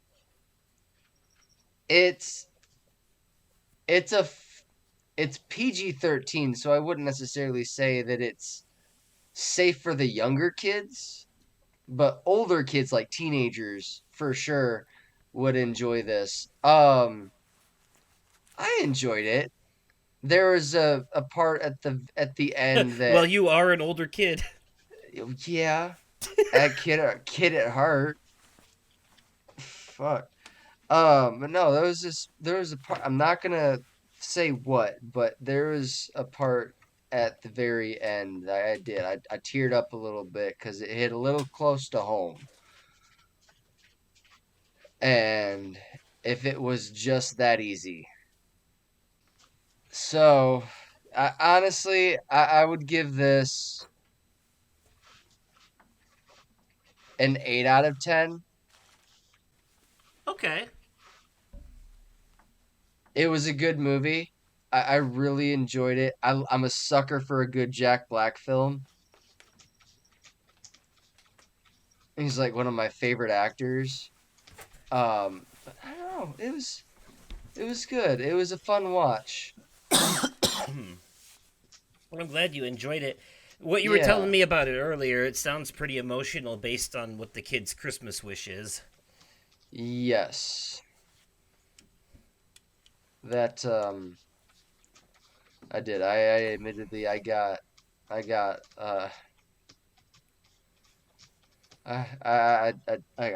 choked up a little bit. So a fair warning to the listeners out there: it's a fun Christmas movie, but it's got a bit of a tug at your heartstrings thing going on Yeah. there. Yeah. It can be a little heavy, Very very heavy. as a lot of family movies often tend to be. Mhm. I wouldn't necessarily call this a family film. Is it a is it a comedy It's a comedy. Yeah, it's a comedy. or I It's guess you could say a dramedy? There's no, it's full on comedy. I hmm It's listed as dark comedy, dark fantasy, high concept comedy, holiday comedy oh on IMDb. oh okay. Yeah, but the part you were telling me about doesn't sound like it's handled comedically. It sounds like it's taken No, serious. it's the way it's delivered is can fall under the dark fantasy or dark comedy Okay. concept. There okay, fair enough. All right. But No, we'd it was good. I enjoyed it. we'd suggest the listeners check it out for themselves and see. Yeah, it can be it's streaming on Paramount Plus. Well, there you go. Yeah. Oh, and Carry On is a Netflix original film for anybody that wants to watch it. Ah, fair enough. Yeah, Sonic 3 is in the theaters as of yesterday, so you just know where to Yes. watch. Yeah, you gotta go see it in person. Unless you want to wait for it to hit Paramount Plus, Yeah, true. which because it'll hit there first. Well, something you can stream, however, for my final media corner entry here and the transition into our topic, I actually have a triple recommendation for 3 YouTube channels that basically do the same thing. Cheating a little here, but it would be wasting a spot to do each of these separately. And you'll see why in a minute. These 3 channels are Johnny Two Cellos, Lydia Loves Timelines, and Blooms. And what they do is they all do analytical deep dive videos on adult cartoons. Um, Okay. so Lydia Loves Timelines. She does Family Guy quite a lot, more often than anything else. She even like reviewed each episode from the last season. Most recently today, she put out a video talking about Meg's transition from the family punching bag into a full blown serial killer. Over the series Jesus. time, and how she herself has become like a dark and demented character. Stuff like that. Yeah, she's done like these deep dive videos on like the worst thing every character has ever done. Brian's confusing love life history, stuff like that. Um, Johnny Two Cellos, he does a mix of different things. He covers all kinds of stuff. He covers, Solar Opposites, Rick and Morty, Futurama, King of the Hill. He does Uh-huh. he does like a wide variety. More recently, he's done videos um, talking about the best holiday episodes that Bob's Burgers has ever done. First, he did Uh-huh. Halloween, and then he did Thanksgiving, and then Yeah. sometime this month, I think he's going to handle their Christmas episodes. So, um, Interesting. yeah. So, and these are some of the most media literate people I've ever heard talk about these things, because it's not just like them sitting there and being like, "Oh, remember when this happened? Wasn't that funny? Haha." They like actually like take the time to dissect it, digest it, talk about what it means to them. They actually review full episodes. Like Johnny Two Cellos reviewed the latest season of Futurama on Hulu, did like a whole Okay. whole video reviewing each episode individually. um Stuff like that. So, yeah, I actually intended on one of my Media Corner entries originally being the latest season of Futurama, and then I forgot all about that. So now it's just kind of, now that one's just kind of in the atmosphere. So I'll talk about it in the next episode when we look back on 2024. Um, but yeah, so he does those, and then Blooms. He's the South Park guy. He covers South Park in a lot of different ways. Does deep dives into particular episodes, the meaning Mm. behind them. He digests what the joke was, what the message of the episode was. Out it talks about real world reactions and stuff like that. He's talked about some really controversial episodes, and he does really meaningful deep dives into them as well. So these are the kind of I love listening to these guys talk. Like, they have the way they do their videos, you don't even have to visually watch them. You can just sit there and listen to them and still get what they're saying. um so they make great they're great to listen to when I'm at work or something like that, or doing Mm. chores. So yeah, so I wanted to recommend these three together, because they are basically doing what, uh, on a daily basis almost, basically doing what we're about to do in the topic here, but to a Yeah. much more professional degree. I assure you, they are, these three channels. They're not the only ones either, but they are the trifecta of this, in my opinion. They are the holy trinity of the channels that do this. Um, they they know what they're talking about. Like, they are Nice. really really good at this. Like, I could listen to them talk about this shit all day long. So, um, hell, in fact, Johnny Two Cellos used to have a podcast where he reviewed whole seasons of shows with a friend of his, and it just kind of fell off, and he just stuck to doing the YouTube channel instead. But, um, yeah, uh, it was called Cartoons That Curse was the name of it. Okay. Yeah, I wish they were still doing it because it was great. But yeah, so yeah, that's once again, that's Johnny Two Cellos, Lydia Loves Timelines, Mm-hmm. and Blooms, and they do occasionally tackle other things too. Lydia Loves Timelines has done the occasional Futurama and South Park video and a few other Mm-hmm. things, and she's got a whole separate channel where she does Simpsons, and she even wrote a book about the Simpsons that's been published. So, Huh. And she has like a whole collection of Simpsons memorabilia in her house, like a whole room dedicated to it, just walls full of Simpsons shit. Um, so yeah, but Lydia is mostly Family Guy, Blooms is mostly South Park, and Johnny Two Cellos does everything. He covers all of it. Okay. So all the adult cartoons. If it's an adult cartoon that exists, he's talked about it at some point. So yeah. So I highly recommend the three of them Okay. for your analytical adult cartoon deep dives. And with all that being said, that is a perfect transition into this episode's topic. Yes. Let's go. You think that's bad? Remember when I auditioned to be David Hasselhoff's car? All right, everybody, here we are at the topic of this episode. All about them cartoons that curse, basically. Yes. So, before we get into our Family Guy versus South Park head-to-head competition, I want to make sure that we give some attention to all of the other adult cartoons that have touched our lives. And I think all of these shows owe their existence to The Simpsons. So we can't really do any of this without talking about them.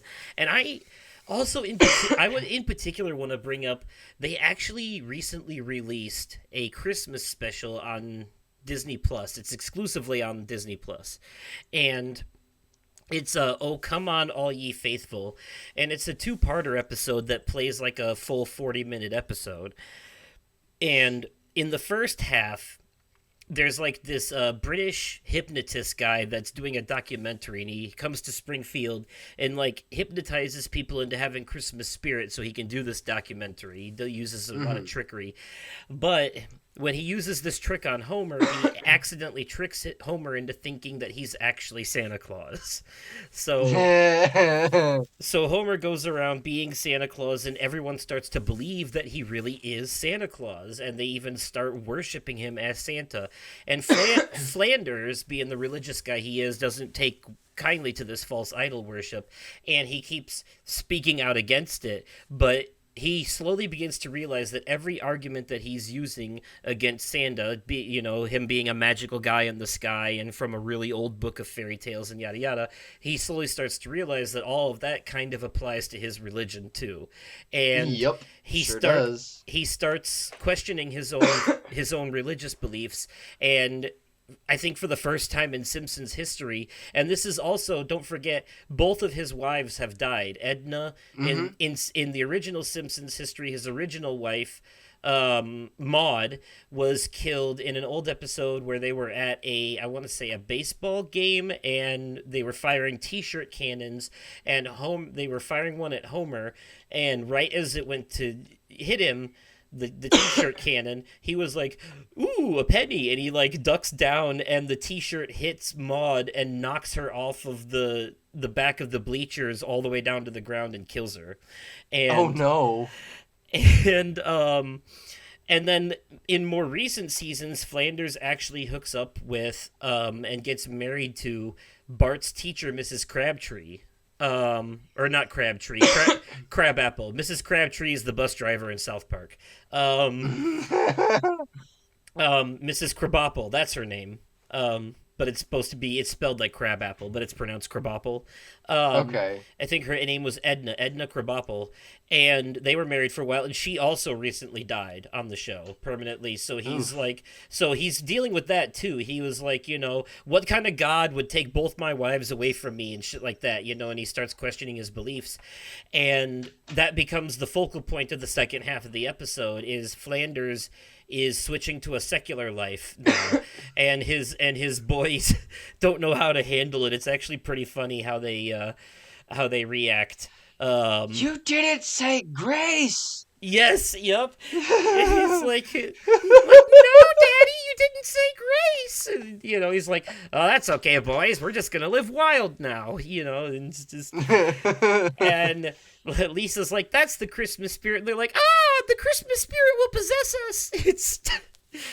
You know what's weird about this episode, though? Something I noticed, too. Well, first of all, they've lost some of their voice actors, so some of the voices are clearly different. Like, Ralph Yeah. doesn't sound the same. Ralph sounds different.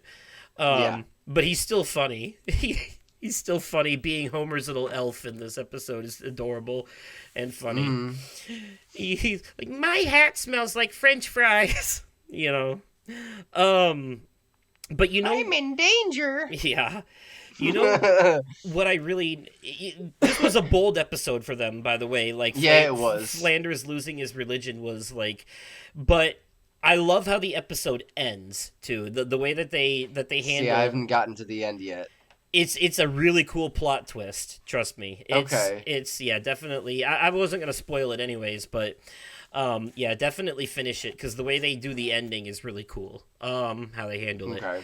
And kind of funny. But like it even got me for a minute. Like I thought there was some actual, like there was some danger to be had here, you know, for a minute. So it gets intense. It gets a little suspenseful. It's kind of cool.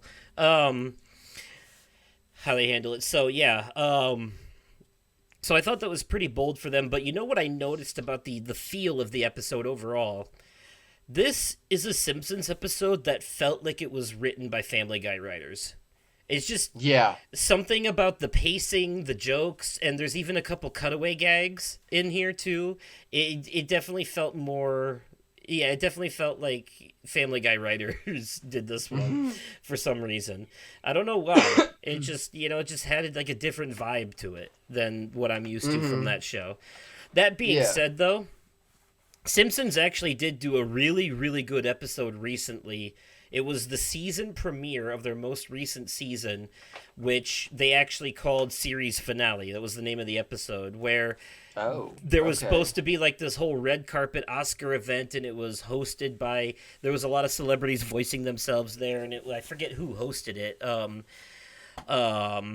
But basically they premiered like live to the world this series finale episode of Family Guy, but the whole gimmick was that it was written by AI, and it kind of starts to fall apart near the end, and Bart is the episode is kind of written in a way where they're shoehorning in a bunch of tie-ups for all the characters. Like they're wrapping up everyone's story in the most lazy way possible, and Bart seems to be the only one that realizes that he's in a finale, and he doesn't want things to end yet, so he fights back against it being a finale, like it's Bart versus the AI that wrote the episode, and it gets like really meta and fourth wall breaking. I highly recommend it. It's a season whatever they are now, 36, 37, some shit like that, season current episode 1, called series finale. It's a great episode. It's the only one I've watched of the current season, but it's definitely worth it. And of course, every year Simpsons does Treehouse of Horror. I always catch their Treehouse of Horrors at least, because it's always parodies. I think last year they did a parody of Venom in one of the episodes. Which was pretty cool. It's not always horror things that they parody in it, but it's always like weird shit that could be horror adjacent too. And but I really like those because they're anthology episodes that basically are 3 mini stories that are all parodies of like movies and horror movies and stuff like that. Yes. So in the older episodes, they tackled older things like Stephen King books and Edgar. Like there was like in season 1 or 2, they did The Raven, as one of their Treehouse of Horror stories. And remember the one where it turned out Maggie was an alien? Yes. Yeah, yeah, that takes me back. So yeah, The Simpsons has had a lot of iconic moments too, like Homer trying to jump the gorge. He didn't quite make it, did he? Nope. Yeah, there's some continuity there. Like Apu is no longer on the show, Unfortunately, yeah, they got rid of him. Apparently there was an episode recently where they killed off an old character no one really remembered, but then like after the way they handled it in the episode, everyone was like it was just, they showed how they could make you care about a character you didn't even know existed. Like it's just really well written. So I haven't watched that one yet, but I plan on checking it out. So, Okay. anyways, oh yeah, Millhouse's voice actor is gone now too. He's still in the show. Yeah. He's still in the show, but not as much as a result. Okay. So, um, but yeah, just had to make sure Simpsons got its proper shout out. And by extension, I guess I Yes. should also mention Futurama because they're basically the same thing. Mm-hmm. They're both Matt Groening shows. He also did Disenchantment on Netflix. Mm-hmm. Um, but yeah, Futurama. That's a solid one. It's still going. It just had a new season on Hulu, season 12. It was pretty good.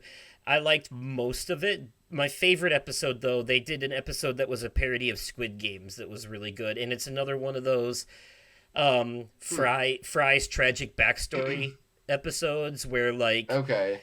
there's a twist at the end where you learn something horrifying about his childhood that he doesn't know but the audience does now. Oh, Do you remember the episode Jurassic Bark, I think so. where it was about Fry's dog, and at the end of the episode they revealed that his dog just kind of waited for him outside that pizza place after he disappeared until he just passed away of waiting there for so long. That was such a sad episode. It was, yeah.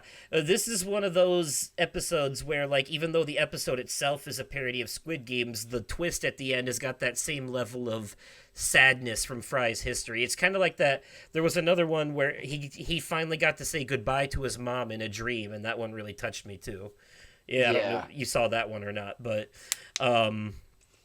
yeah, but also they've also done some really weird fuckery because canonically Fry is technically his own grandfather now because Oh, there was an episode. I'm my own grandpa. He is he literally is because there was an episode where he created a paradox because they went back in time and he unknowingly slept with his own grandmother, and Oh no. so he ended up accidentally becoming his own grandfather through a time Okay. paradox. Yes. Oops. It's like what happened if Marty actually slept with his mom in Back to the Future, Uh-huh. Yeah. Cuz the implications there were not subtle anyways. No. Um yeah. So that happened. But I love the characterization through everyone, Bender and all them. Also, in recent seasons, Kip and Amy are together now, and they have 3 kids. So, um, Okay. Amy Wong being a member of the crew, and Kip being that green alien guy that's the sidekick of Zap Brannigan. Yes. Yeah. Mm-hmm. So they're together now. Amy's fucking pretentious parents do not approve, of course, but it is what it is. Right. They have 3 kids. It's too late now.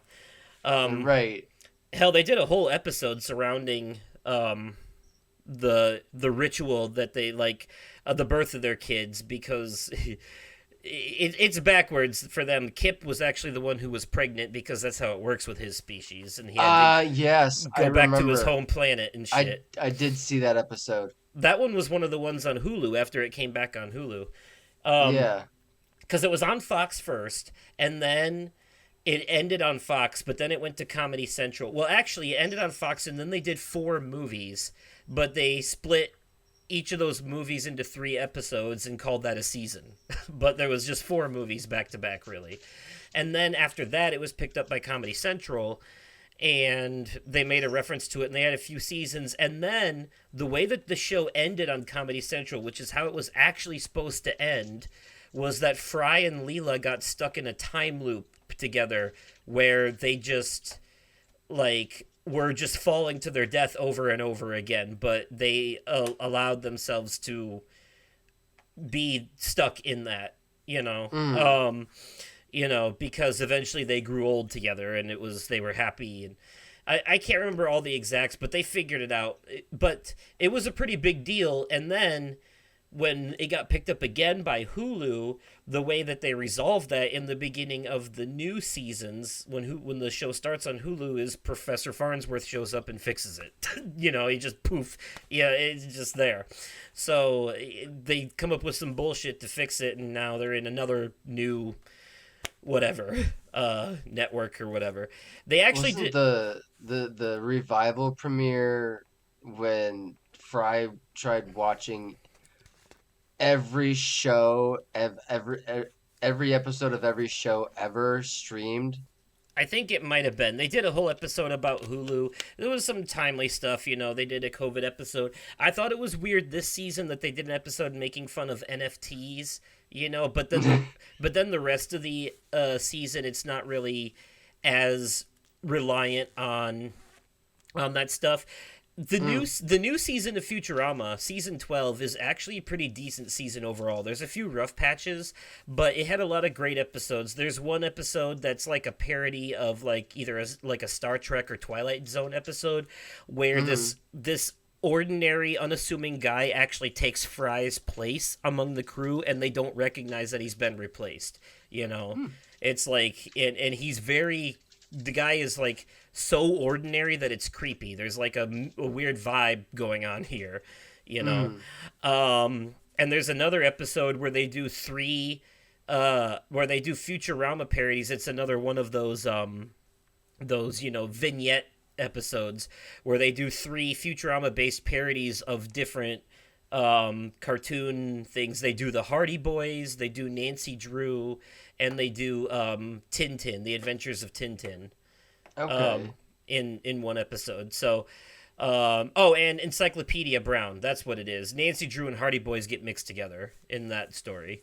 But yeah, so they do those book parodies. So that was fun because I like when the Family Guy episodes do that kind of thing too. So yeah, it was a good season of Futurama overall. And actually, the season finale had them doing like a multiverse thing where the ship gets sucked into like a multiverse dimension and they are like living multiple lives at once, and it's showing both things that did happen and things that could happen on the show. And there's like a part where it like flashes through a bunch of different scenes, but if you slow it down and go frame by frame, there's a scene where Fry and Leela have a baby in one potential universe. So Okay. yeah. So there was a lot going on with that. That one was really well written. So this is just like it was a pretty good season overall, I have to say. And I also think Matt Groening's other show on Netflix, Disenchantment, is slept on because it's literally Futurama but in medieval times. Instead of sci-fi, it's medieval Futurama. And it's really, really good. The guy who plays Bender, John DiMaggio, plays King Grog in that show, and he's just a grumpy old fat guy. It's hilarious. Okay. He's like, "Where's my jester? Bring him to me. I want to laugh." He's great. Bite my flabby white ass. um, but yeah, there's also a part he goes through some mental distortions in that show and ends up honking like a goose for quite a bit. He's like, Oh geez. every sentence he finishes with a honk. He can't help himself. It's kind of fucking funny, actually. There's a little elf called Elfo who's just basically kind of like a green Bart Simpson. Okay. It's great. Princess Tia Beanie, the main character of the show, she's awesome too. I'd say it's a little more adult focused than the other shows because they're both on networks but this one is on Netflix, so you can get away with a little more. Yeah. It's closer to Futurama than it is Simpsons for sure in terms of humor style, I would say. Okay. So yeah. What are some other adult cartoons you would like to give a spotlight to before we get into the meat and potatoes? I know we've talked about this show on here a couple times now. Um, Has Been Hotel really stands out as a really good adult cartoon. Yes. Kind of took I off like a rocket right from the get-go. It sure fucking did. And there's like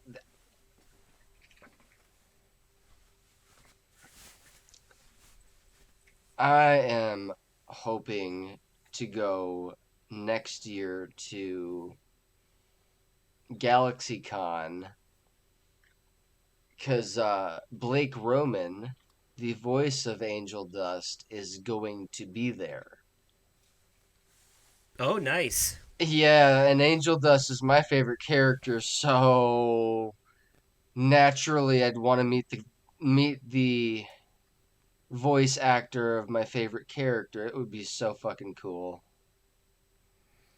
Yeah, I can imagine. Oh my gosh. Yeah, that was a really well done show. We did a whole bonus episode on it. Yeah, we Uh, did. yeah, if you want to hear our full thoughts on it, definitely hear them there. Yes. Yeah. Um, Let me ask you, how many Adult Swim shows did you grow up with that you were a Let's see. fan of? Home movies. Oh, I Uh remember home movies. Home movies. A The quick Venture stop on Brothers. home movies. The coach in that is played by John Benjamin or John H Benjamin or however it is, who's the voice of Bob in Bob's Burgers as well. Oh, okay. Yep. Nice. Yeah, it was one of his Uh earlier works. Venture Brothers. Um I think Metalocalypse. both of those shows have ended. That one too. Metalocalypse also ended. Like they're all Metalocalypse. just reruns. Squidbillies. Yep, Squidbillies. Yep. Moral Oral. Yeah, yeah. I didn't like that one as much, but I know a few people who did. It was funny. Uh, I'm glad you said Metalocalypse too. I know a lot of people are fans of that one because of it's just heavy metal concerts where everyone dies. Like every episode is what it is. right. Uh, Aqua Teen Hunger Force. Hell yeah, Aqua Teen Hunger Force. A lot of these shows, fun fact, if you have a Roku TV, there's an Adult Swim app, and if you download that app to your TV and you pull it up, there's a spot called Marathons, and you open that up, and there's a list of basically all their shows: Aqua Teen, Rick and Morty, Metalocalypse, Samurai Jack, Robot Chicken, all kinds of shit, and you just hit play on it, and it picks up wherever it currently is, but it just plays every single episode of the show in order on a loop. Once it hits the end, it starts over again from the beginning. And Nice. wherever you hit play at is wherever, because it's like live streaming, so it's wherever it's currently at, you know. But yeah, so and they have that for That's so many awesome. shows. Yeah, so Nice. Yeah, no, there's Robot Chicken was another one. yep, the Seth Green show. Yes. Did you ever see Super Jail? Super Jail, no. I watched the Brack show. Yep, The Brack Show, which was actually a spin-off of Space Ghost Coast to Coast. Was Yes, earlier. I was just about to say Space Ghost Coast to Coast was another one. Yep, yep. Like a late night talk show kind of deal. Now, you know what else was on around the same time? See, that's when they were turning old Hanna-Barbera characters into adult cartoons on Adult Swim, because Yeah, pretty much. they also had around that same time Harvey Birdman, Attorney at Law, Yup. and C-Lab 2021 as well. Yes. Yep, I remember all those, and those were just recycled Hanna-Barbera assets being repurposed for these new cartoons. Mm-hmm. Which was kind of funny. I mean, Cartoon Yeah. Network owned the rights, so they could do it, you know. Yep. Nah. Yeah, they had some short-lived shows on there too. There were a couple I definitely hated, like Xavier Renegade Angel. What a terrible show. 12-Ounce Mouse was another one. There's one on there now called Smiling Friends that I can't get into. China, Illinois was okay though. Sometimes. The Adventures of Tim and Eric was always majorly cringe. Yeah, but that one wasn't a cartoon either. I almost always hated the live-action stuff. Period. Yeah, that's fair. Yeah. I remember one time they had what was it? I think it was called Tim and Eric Great Show Good Job or some shit like that. Tim and Eric, they leaked Seth Rogen's phone number on one episode years ago. Yeah. I think the only I think the only live action thing on Adult Swim I ever actually liked was the Eric Andre show. Okay. Eric Andre is pretty funny, yeah. Yeah, yeah, and even that wasn't like I was there for the cartoons mainly. Um, Fair I enough. remember Aqua Teen Hunger Force got a movie that I really enjoyed, but Yes. they went downhill after a while. The show like it ended, but then they brought it back, and then it was okay, and then it ended again, and then they did a new movie about zombie plants, and that one was terrible. So, and then they had like another short 5 season run that was like exclusive to streaming, and it was also terrible. Oh, So, jeez. just let it die already. It's done. Right. You know? Stop beating a dead horse. Yeah, exactly. Let it go. Let it go. They are gone. Robot Chicken, on the other hand, continues to go strong because it's literally just pop culture parodies, and it's like Yes. they have an infinite well to pull from as shit continues being made. Right. So, there's no end in sight. Yeah. No. Um, yeah. And, it's impressive for all being like stop motion animation too. Right. It's also why the episodes are short, but that's how most of their shows ran. Short, 11 minutes.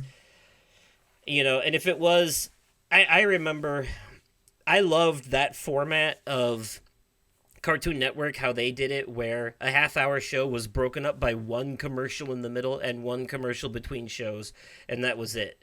It wasn't Yeah. like 3 commercials the entire show like they do on Fox and shit like that. That. That's why Family Guy episodes on Adult Swim actually had scenes in them that weren't in the Fox version because they got cut from Fox for time because they only have 22 minutes over there, whereas Adult Swim gives them closer to like 24 minutes. Okay. Yeah, and then of course the DVDs they can do whatever they want. Yeah, pretty much. Yeah. It's So- fair game. Right. So, um, yeah. So yeah, those were fun. Also, yeah, I guess a special shout out to Rick and Morty and Solar Opposites, shows that both started by Justin Roiland, but thankfully have continued to thrive without his dumbass being involved. So, Yes. yeah, and quite frankly, I don't mind the new voice actors. I think they do a great job. So, and I welcome Dan Stevens as Corvo in Solar Opposites. It's a huge improvement over basically Rick 2 is what he used to be. So, yeah. But yeah, I won't hang on it too long. Are we missing anything? I'm trying to think. Bob's Burgers. Yeah, Bob's Burgers. Got it. Yeah. Archer. Bob's Burgers and Archer's, 2 more John H. Benjamin's things. Yeah. Bob's Burgers was the kind of show that like I didn't know how I felt about it at first, but it really grew on me over time. That show's really grew into something great. They could have done more with the movie. They could have, yeah, but it was still fun. I think they have some of the best holiday episodes for sure. Especially listening to Johnny Tuccello's videos talking about them, I have to agree with his takes. Their holiday episodes are top tier. Bob's Burgers. Did you ever see that Halloween one where the kids almost get crushed in that cardboard box by that garbage compactor outside Yes. the restaurant? That one was crazy. Like they put some real stakes into that, Yeah, they did. And was that the same episode where Bob accidentally killed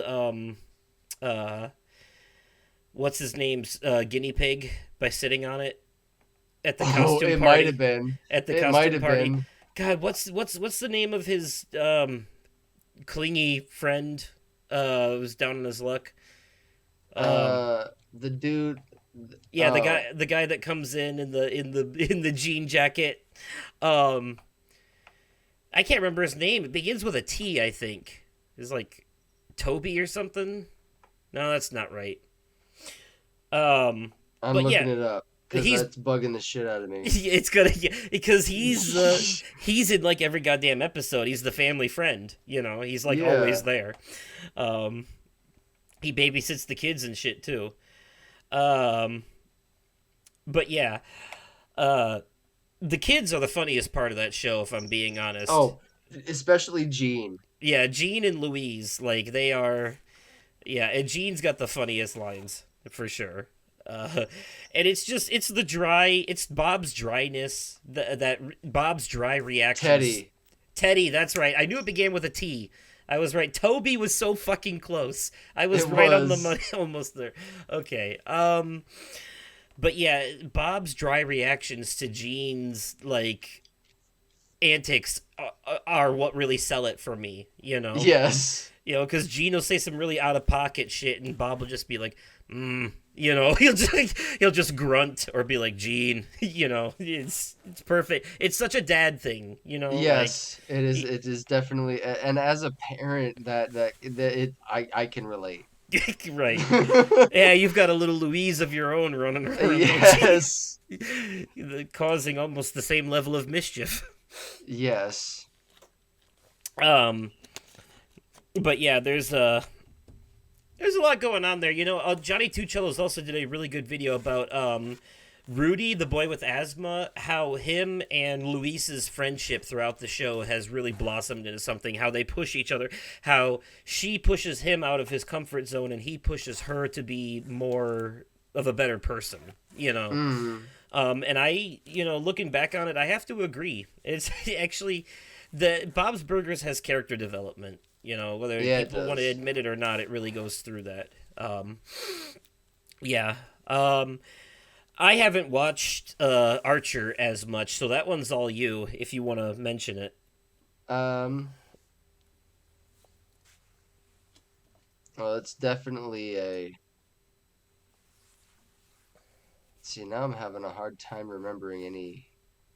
I mean, it's mostly just a spy comedy, right? Like Yeah, it's it's not to be yeah. taken too serious. It's like No, really no, like definitely. yeah. There's yeah. It's pretty funny though. It's mostly just off the walls in general. Yeah. Mm-hmm. Yeah, I've seen bits and pieces. I've seen a few episodes. It's a crazy show. I might put Um, that on before I go to bed tonight. Actually. I do have to mention an adult cartoon with some really good character development, and that is BoJack Horseman. Oh, I forgot about BoJack. It is like so. The thing about BoJack is that although it is a comedy, it's also a very serious show too because it's very it deals with some real issues. Yeah. He's and like there's a really good episode where you know BoJack kind of learns a hard lesson about Mm. he's trying to force people to like him by doing all these good deeds and trying to make up for what happened in the past, and eventually he just has to come to terms with the fact that he's not owed forgiveness and he can't force people to get over what happened, the things that he's Mm-hmm. done. Sometimes he just has to live with his mistakes because he grew up acting on a sitcom where he's used to the problem always being resolved easily by the end of the episode. Like everyone makes up Mm. and they're all friends again, and in reality he's hit with the harsh reality that's not how real life works. Nope. So, and it's funny because and this is another thing that Johnny Two Cellos talked about. When you think about it, Family Guy and BoJack Horseman are very similar because their basic premises in the beginning is that BoJack Horseman is a show about a guy who grew up being on a sitcom, being an actor on a sitcom, and applying the lessons he learned from being on a sitcom into real life and realizing that's not working. Whereas Family Guy is a show about a guy who grew up watching sitcoms and tries to apply the lessons that he learned into life and taking care of his family, only to fall flat on his face constantly and have to learn a lesson. Uh-huh. So, in a way, they're both basically the same show, just handled Yeah. differently. Yeah, just way differently. And that was always the original intention with Family Guy, because if you look closely, the I over family in the logo is a TV. Yeah.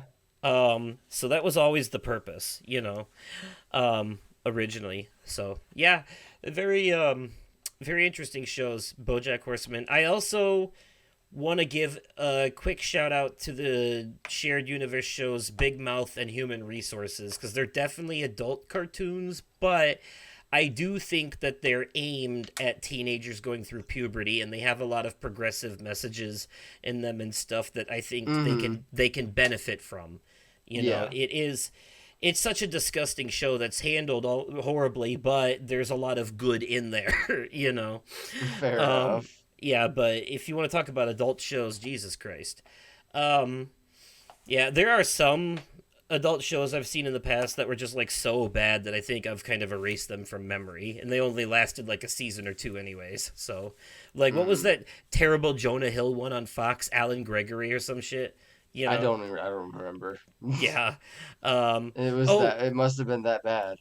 and of course, before we move on, we also have to give a shout out to King of the Hill. You can't forget King of the Hill. Oh, damn Yeah. it, Bobby. Yes, which they're coming back actually. They're getting a reboot, and it's going to be the characters are aged up. Like Bobby's older, like he's a teenager working in fast food now and I'm shit. so excited for that. It's going to be fun. Um, yeah, there was some great lessons in that show. A lot of, it was they handled Hank's character really well over time in a way to where even though he was kind of a stick up his ass conservative, and the red blooded Texan American, but he was still open to learning a lesson in a lot of episodes, and Yeah. that really it gave it more of a sitcom vibe than, it's not just like pure chaos like a lot of these cartoons are. They felt more like real people, Mm. in an animated form, more down to earth. So, I guess. Oh, do you remember Brickleberry, that short-lived Daniel Tosh show on Comedy Central? Brickleberry. And Yes. then they took. Remember what's the park ranger was voiced by SpongeBob's actor Tom Kenny. Mm. And the bear was Daniel Tosh. But then that show got canceled, and then some of the actors moved over to. No. The park ranger was voiced by Jason Sudeikis. No, not in Brickleberry. The I the angry one, the yellow haired guy. Yeah, you're probably thinking of the main character, the wimpy dude that was like the protagonist of the show. yeah. No, but their boss, the angry boss guy, was Tom Kenny. Um, Oh, gotcha, gotcha, gotcha, I know gotcha. that because Okay. he also there was a show called Paradise PD on Netflix that was literally the same characters but cops, and he played the police chief on that too. Um, Okay. yeah, and it was wild. Yeah, there's a reason those shows were short lived. Wait. No, not Jason Sudeikis. John Maggio. John DiMaggio, John DiMaggio, yeah. Bender, Yeah. yeah, Yeah, I don't see Jason Sudeikis on this list. That was definitely John DiMaggio. yeah. Um, yeah, he was in some of it too, but yeah, so those were pretty short lived. Some of these cartoons are slowly coming back to me. But for the meat and potatoes of why we're here, um, Let's get to Family Guy and South Park, shall we? so the setup for this is that South Park actually once did a two-parter episode called Cartoon Wars, where Cartman was trying to get Family Guy canceled, and Kyle was trying to stop him. And the big controversy around this too was in the South Park universe, Family Guy was going to show a depiction of Muhammad, and this happened around the time where that was considered a big no-no. People were getting death threats for doing cartoon depictions of him and stuff. So these episodes actually end up being banned from streaming. You can't find them anywhere because of the very idea of it. And there's actually 5 South Park episodes that are banned because of the Muhammad stuff. Super Best Friends from season 5 because it does like the Super Friends Justice League but with religious icons instead of Yep, I superheroes. remember that one. And that was actually they let them show Muhammad uncensored in that episode, but when Didn't they get death threats for that? they didn't get in any trouble. Not for that one, no. Um, Okay. But that was different back then, and it like slipped through the cracks or something because they retroactively banned that episode along with the Cartoon Wars two-parter, even though the only depiction of Muhammad in the episode is the censored version on the in-universe Family Guy episode. um and Okay. and then and then, of course, there was their special two-parter 200 and 201 episodes where the whole episode surrounds the Muhammad controversy. So they literally just banned those two. And Jeez. even when they did air on TV, they were heavily censored. So, um, Fair enough. so like anytime he was on screen, he had to be like in a bear suit or a censor bar or something like that. It was crazy. But in the Cartoon Wars two-parter, South Park jabbed at Family Guy pretty hard by basically saying that their comedy style sucks, their writing sucks, and that their writers are basically manatees in a tank pushing balls around with ideas written on them, and that they just get combined together and make a random joke, you Mhm. know.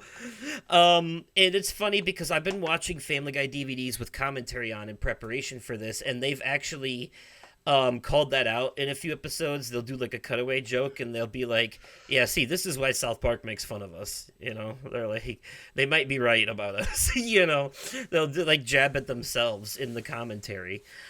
Um, so, you know, in their to their credit though, South Park took it on the chin. Seth MacFarlane, or not South Park, Family Guy took it on the chin, but Seth MacFarlane did say in an interview that he respected those guys and had no problem with them, and he could take the joke, but he did think it was a low blow to go after his writers like that. He Fair didn't enough. appreciate that part. But Right. they have mentioned it in a few episodes. They've done a few Family Guy has made a few South Park jokes. There was a episode where Quagmire's like, "Oh, do you guys want to go to Canada? I get free airfare." I forgot what they were going for, and Peter's like, "Oh, I always wanted to go to Canada, but then South Park did, so we couldn't go." You know. Um, and there's an episode called Family Guy Through the Ages. It's one of their vignette episodes or anthology episodes where they take a look at Family Guy at different points in history, like what the show would have been like in the 60s and the 80s and all that. And setting it up, Peter's doing self-referential jokes, and he is like, "Welcome to the Museum of TV History. Family Guy has been through 12 cancellations, 3 death threats, and a pretty good ripping by those South Park guys." Just shit like that. Um, and yeah, and they did like if Family Guy was in the 60s and if Family Guy was in the 80s, it was actually really, and if they did 90s version too, it was really cool. Um, Nice.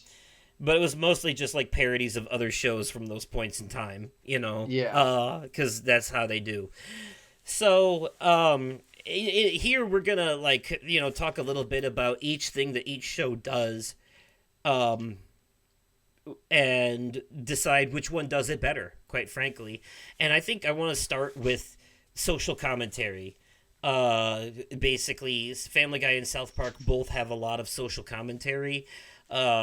They comment on real life events all the time, and sometimes they have a message to them. Family Guy, for example, has done a lot of pro gay rights episodes, for example. Mm-hmm. South Park did a whole season ripping on PC culture and then turned around and did a whole nother season ripping on Trump. Mm-hmm. And they've talked Sure about did. all kinds of things. It's gotten to the point where literally every South Park episode is just social commentary now. They Um, did something about Disney Plus and streaming. Yep. Whereas, and their most recent special is about Ozempic. Whereas, Family Guy still mostly has these standalone sitcom style episodes, but occasionally make pop culture jokes. But there are some episodes where the whole premise is them making social commentary. There was an episode where Peter joins the Tea Party, for example, and they were doing commentary on that. The 420 episode was commentary on legalizing marijuana. You know, Mm-hmm. so there is occasionally a message in there. And listening to the commentary, the episode they did in season, I want to say 3 or 4, called "You May Now Kiss the Guy Who Receives," is the episode where Brian's gay cousin Jasper is trying to get married to his husband Ricardo, but in order to distract from spending taxpayer money on a Gold Diggum the Frog statue, Mayor Adam West bans gay marriage to distract from what he did, and it causes Brian to go on a rampage where he holds the mayor hostage and demands that he fix it, so that his cousin can Mm-hmm. get married. And Lois struggles with her belief that gay people should have rights mixed with her super religious upbringing, Yeah. in that episode, and she has some emotional conflict, and it's a really well written episode. Mm-hmm. It's got some really good commentary in there, but even though they've both done a lot of this, I would say overall, I think because South Park episodes are thrown together so quickly, I think they're better at handling current events and social commentary overall. Yeah. um, just because they're always on top of things. Like literally, sometimes they even do rewrites like hours before the show airs so that they can squeeze in something that just happened. Mm-hmm. That's how they do over there. Um, so I think in that category, I would probably have to give it to them, Yes. to South Park. Um, Animation style, though. I've learned from listening to the commentary in Family Guy, and I'm a little disappointed in this, but it does make sense. They actually don't animate everything in house. They do a lot of it. They do the animatics, like the storyboard animatics, the black and white pages before it's all colored in and finished. But Hmm. they actually, a lot of that, to get the final pieces in, they ship their animations off to Korea and have them animate them there and send them back. So they actually Interesting. outsource a lot of their animation at Family Guy. But that's because it takes a lot more work. Whereas South Park's animation originally was just stop motion animation with cardboard cutouts. It was like felt pieces that they put together and moved around and filmed it, and it was done like Robot Chicken is with stop motion. Mm-hmm. Now it's all done with computers.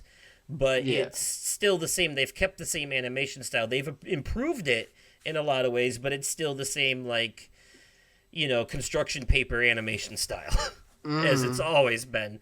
Whereas Family Guy is definitely a lot more shiny, and the amount of effort that's gone into it can definitely be seen in its work, especially in the Star Wars parodies, where the visuals in those actually rival the actual Star Wars movies. Sometimes, if I'm being honest, I would argue.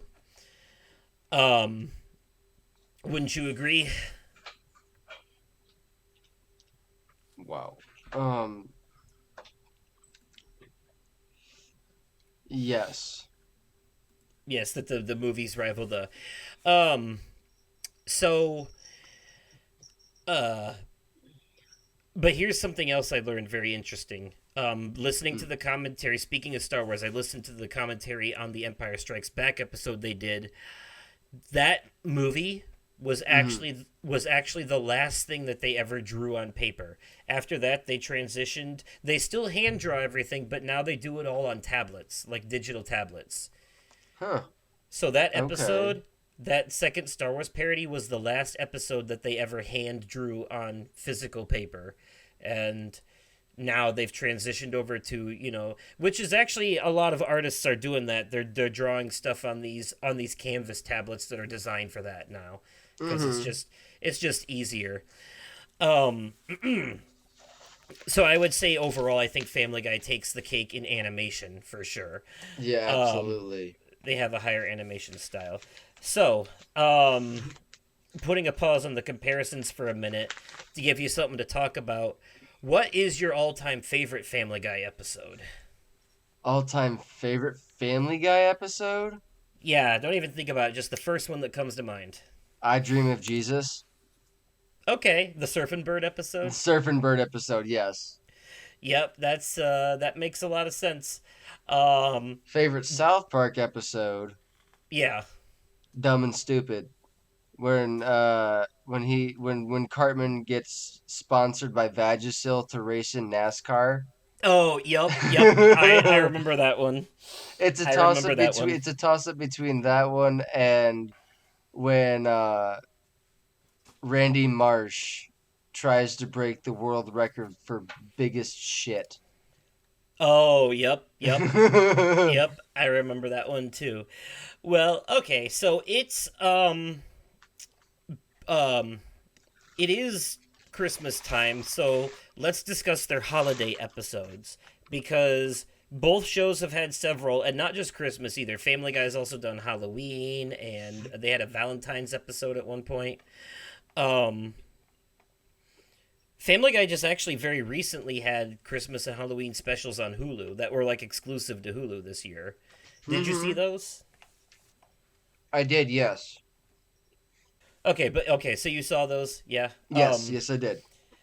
The Halloween episode was kind of but I thought the Christmas one was really good. The Christmas one was pretty good, yeah. I have to It was agree. an interesting story where like, well, the where Stewie accidentally kills Meg and then has to like figure that out, and he like asks Santa to bring her back and stuff. Mm-hmm. It was wild, but I have to say, um, I mean, Family Guy's had some really bummer Christmas episodes. Like the most recent one they did on the show on the last season had Kevin James in it. It was just really not good. But the best Christmas episode they've ever done, and probably one of the best episodes of the show ever made objectively, is Road to the North Pole. Yeah. I know we've Christmas talked. time is killing us. I know we've talked about it before, but like it has Emmy-winning songs. Mm-hmm. It's just a well done story with a good message about consumerism and greed. Mm-hmm. Altogether, just really well done. Quite frankly, I don't think I've seen a single holiday episode of South Park with an actual message in it. Like, No. there's been like the most memorable one though is definitely the Christmas Critters episode. With those sweet little innocent woodland creatures. Not so innocent woodland creatures. Yes. Fucking monsters. And of course, they brought them back for the Imagination Land trilogy. Of course, they had there was no other way. But Family Guy has done a Christmas episode almost every year, and if they haven't, they've done a Thanksgiving one or a Halloween one. Like they've tackled at least one holiday every year. They've done a few Thanksgiving episodes. One of them introduced Peter's sister, Karen, in it. And I think another Thanksgiving episode they did had Joe's son, Kevin, come back from the war, finally. Yep. And then there was another one even where Peter and Brian had to get a new turkey, and they had to go like way out of their way to get it. Yeah, that might have been the same episode. I actually don't remember. But it was. Okay, yeah. So they've had a couple of Thanksgiving ones. They've had a couple of Halloween ones too, because I remember the one where Brian is pink and Stewie's dressed up like a duck. Yes. I think And the isn't that bigger the kids one? steal his candy. Yeah, isn't that the one where Meg and Chris are tricked into making out with each other? Yes. Yeah. But you know what though? It's weird because I think maybe they were into it because they seem to have hinted towards doing things together later in the show occasionally. Oh jeez. Yeah, they lean into some dark humor here. I'm gonna land on Family Guy overall having the best holiday episodes between the two. Absolutely, yeah. Overall, because like I don't remember, there was an episode, a Christmas episode of South Park called Christmas Mr. Snow. Mr. Hanky is the Christmas icon in that show. That's true. Well, he was until they kicked him out of town for his racist tweets. Fair enough. Which was a parody of Roseanne when they did that. Okay. Yeah. And that episode was called the Problem with Apu, which was a parody of the book that someone wrote about Simpsons being racist because of the Apu character. So yeah. Yeah, I thought that was funny. But yeah, no, actually the latest South Park game, which was a disappointment, actually plays off of that episode with Mr. Hanky getting revenge on the town with an infinite blizzard. Okay. But yeah, Mr. Hanky the Christmas Pooh. South Park did have a Christmas special episode though where they actually released an album full of Christmas songs, and then they turned that album into an episode by just animating a bunch of music videos back to back, and it was Mr. Hankey's Christmas special, and it was just a bunch of Christmas songs back to back, like Dreidel, Dreidel, Dreidel, it made you out of clay, and that. So they did have that. But yeah, overall, Family Guy is the better ones. Did you ever see their Valentine's Day episode, Family Guys? I It don't think so. it was a parody of those, like, because the opening of the episode was like a trailer for the episode, but they were doing it like that. What's that? That New Year's Eve movie that had like all those celebrities in it, and it had like a Maroon Five song or Black Eyed Peas Okay. song playing over the Black Eyed Peas song playing over the title. Yeah, I definitely recommend watching that one at some point because it is hilarious. It's literally like several different stories going on all at once. It's called Valentine's Day in Quahog, and it just keeps jumping from one story to the next of like every reoccurring character throughout the series finding love in different ways, or Okay. going through some kind of shenanigans throughout that day.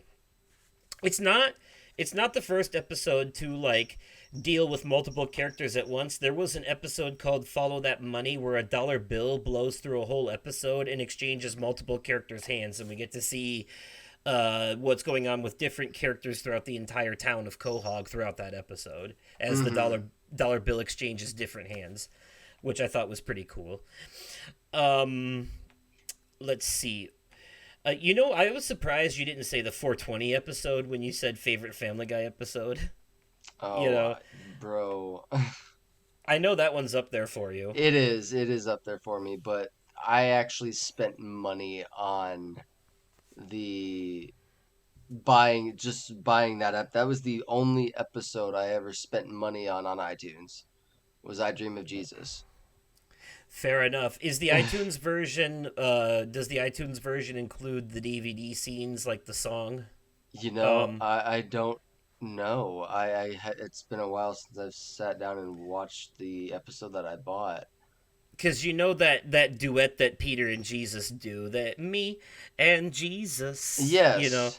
That's a DVD only. It was cut for time from the televised version. So, I don't know. I um, bought it when I bought it not long after it aired in 2009.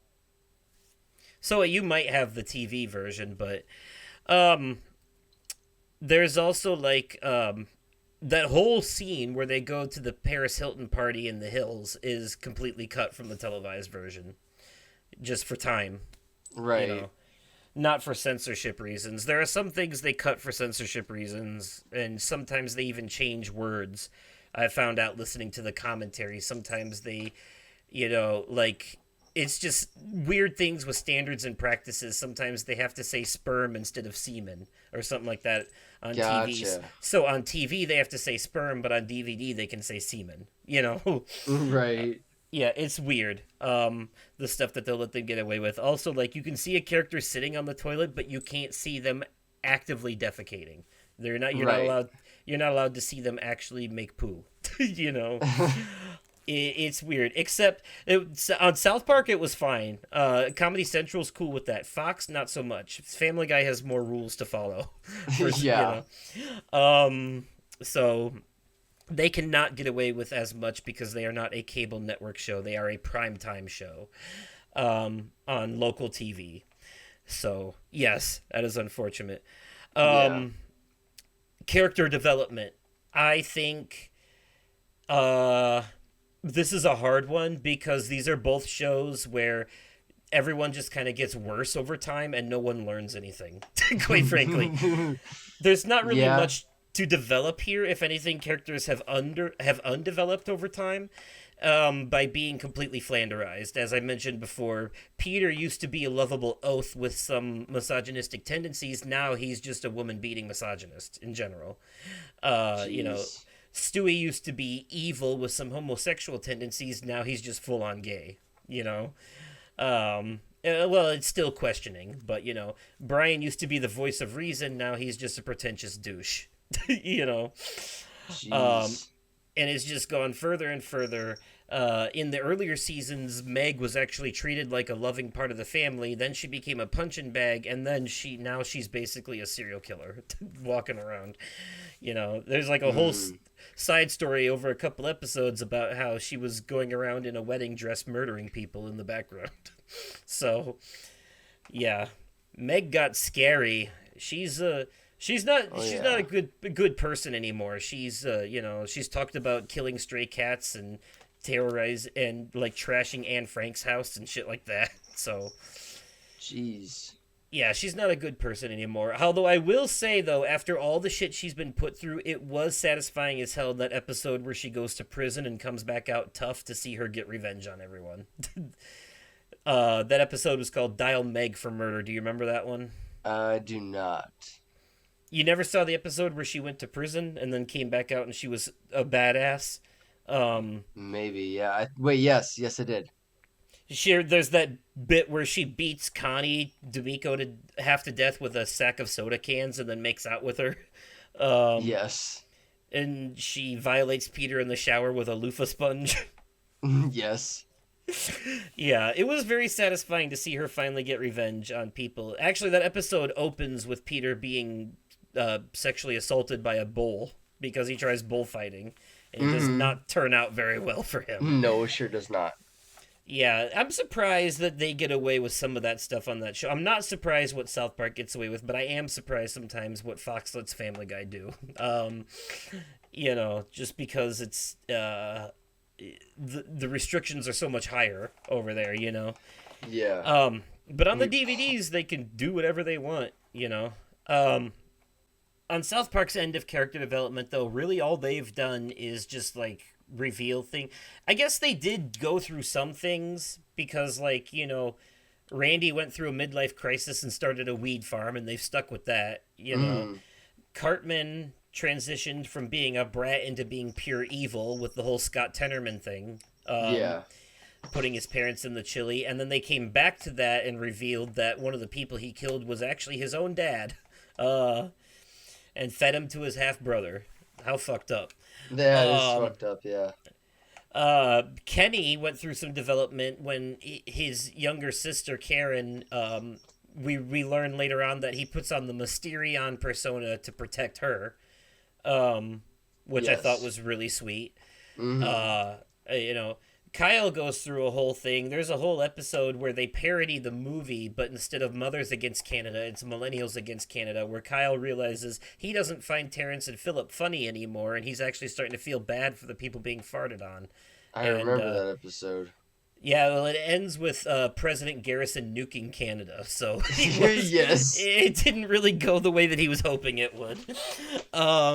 But then also Stan, there's a whole episode, two-parter, where Stan is getting older and everything is shit to him. It, sounds like shit, looks like shit. He doesn't enjoy anything anymore, and he's becoming a cynical asshole because he's gotten older. Meanwhile, the other kids are trying to sell burgers, and the episode ends with you thinking that they're not going to be friends anymore and they're going to go their separate ways, and his parents get a divorce and everything, and then everything gets resolved in the beginning of the next season. They leave you on a huge cliffhanger, then they resolve it later, but that was some pretty strong development too. Yeah. They don't really I guess they do follow continuity though, because they have had South Park has had whole seasons. Like there was a season where we found out that Randy is Lord, and then they just kind of carried that through the rest of the season. They introduced gluten-free beer in one episode, and then that's just the beer they have now for the rest of the show. Stuff like that. They bring continuity in, but then there were like actually season-long stories when they introduced PC Principal into the show, starting with like season 19, where like you actually had to watch every episode in order to understand what was happening for the first time in the series history. They actually had season-long stories happening, and a lot of that followed Garrison running for president too, which was a big part of it. And then they kind of got away from that, but not really, because they still had standalone episodes. But then Cartman ended up dating Heidi for a while, and their relationship became the ongoing thing between every episode. But it slowly started falling apart, where she started turning into a female version of him because of how he was gaslighting her. And then she became a villain too, and eventually she realized it and did the right thing and broke up with him, only to be pushed back into his arms later on, by her friends making fun of her in a really great episode called Double Down, where they used it as a direct metaphor for Trump supporters doubling down on supporting him even when he's basically abusing them. Right. Was the whole point of the episode. In that same season, they did a really good episode too called Put It Down, where Tweek and Craig are in a relationship already, and Tweek's freaking out about the president pissing off China. He thinks they're all going to get nuked. And then they do a PSA about distracted driving by reading the president's tweets. And there's a song at the end of the episode where they're basically telling the president to put his phone down and stay off it while is really good. And Cartman does a parody of Logic's 1-800 suicide rap in that episode too. Okay. Yeah. It's actually one of my favorite episodes of the entire show. I think it might be one of the best standalone episodes, but I will have to say sorry, go ahead. oh no, I was that was the end of my thought. Go. What are you Okay. saying? The Jeff Bezos episodes, the Amazon episodes. Yes. Yeah, that was a two-parter that I was It actually was. the last two episodes of that season, and they brought everything from the rest of the season back in those last two episodes. It was another one of those everything kind of wraps up nicely at the end of the season stories that they did. And yeah, I So like how they basically made him a Star Trek alien in that. that's not what I'm getting at. What I'm getting at is how accurate the inside of the Amazon warehouse was, down to the color of the turnstiles. It was Yeah. super fucking accurate. Yes. Yeah, and I would say it's probably also accurate how they treated their employees. Yes. Yeah, which was what the whole thing was about. It's good to see them, sticking it to them for that.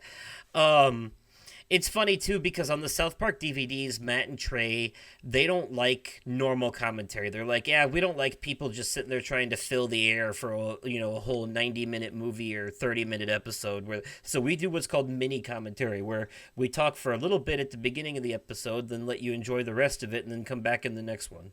Yeah. We just so they only give like 4 to 6 minutes of thoughts at the beginning of the episode, then they're done. Then you got to skip to the next one to hear their next commentary. They don't commentate over the whole thing like everyone else does. So, and of course, that's just very Matt and Trey of them. They have to be different and unique. That's their style. Yes. They have to be rebellious contrarians. Mhm. So yeah, but I will say that they themselves, in terms of development, they have grown up over time. Because whereas South Park used to just be a bunch of juvenile poop jokes and being as offensive as possible, it has transitioned into a very smart satirical take on reality with a lot of great social commentary. They were even willing to admit that they were wrong about global warming and make fun of themselves for it in recent episodes Fair enough. with the return of Man Bear Pig. You know, and they even did like a whole bit where the boys apologized to Al Gore for not believing him all those years ago in these episodes. So it's the same season where they got rid of Mr. Hanky. Man Bear Pig actually kills Satan in this episode, so it was like they were getting rid of a bunch of their old characters. Okay. It was the season where their tagline for the season was hashtag cancel South Park. Like they were purposely trying to get canceled. Oh, jeez. So yeah, and the whole season was kind of like rehashing a lot of old things. It also was the season with the episode that led into the fractured butthole story, bringing in Okay. Mark Zuckerberg being a parody of an old martial arts movie character. Okay. It was very weird. Um, but yeah. So I guess I'd have to give character development to South Park technically because Family Guy doesn't give a shit about that. No. Continuity on the other hand is a different story. They both keep that for the most part because characters that have died with the exception of Kenny stay dead for the Yeah. Mrs. Crabtree was killed in an episode where Cartman thought he was psychic. It was the chicken lover episode, I think. Or no, it wasn't that one. It wasn't chicken lover. That's the one where they were trying to get Bar Brady to learn how to read. It was yeah, it was a different episode, but they were making fun of those psychics that they hired to investigate crimes, and Cartman, after falling on his head, thought he was a psychic because of a coincidence, and they were going after a serial killer, and the serial killer ended up killing the bus driver, Miss Crabtree, so she canonically died in the show and is gone for good. Also, Pip, the little British boy that they used to make fun of, and he got smashed to death by Mecha Streisand in the 200th episode. Hmm. There are characters who haven't stayed dead though. Chef is dead. They killed him off after Yeah, they he did. left the show and then came back. So Kenny, however, canonically they actually finally tackled in the Coon and Friends trilogy episodes why Kenny keeps coming back to life. And it's because his parents conceived him at a Cult of Cthulhu meeting. So he's actually cursed with immortality. He can feel the pain of every time he dies, but he wakes up the next day alive again. He literally Oh, cannot die. He literally cannot die because he's been cursed by Cthulhu. Um, and jeez. that's canonical. So he's the only one out of all of them with an actual superpower. Well, except for Mintberry Crunch, but that's another story. But you may remember near the end of the Coon and Friends trilogy, Cartman actually summons Cthulhu and rides him around and uses him to kill Justin Bieber and cause havoc. And Yes.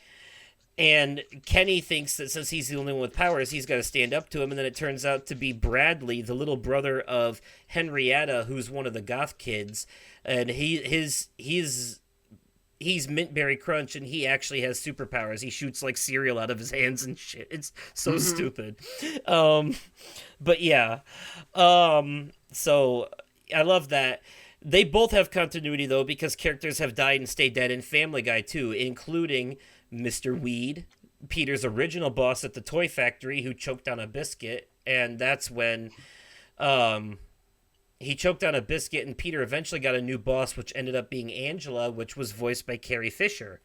Hmm. But after Carrie Fisher died, they also had to write Angela out of the show, so she passed away, and they had a really good eulogy for her in the beginning of one episode.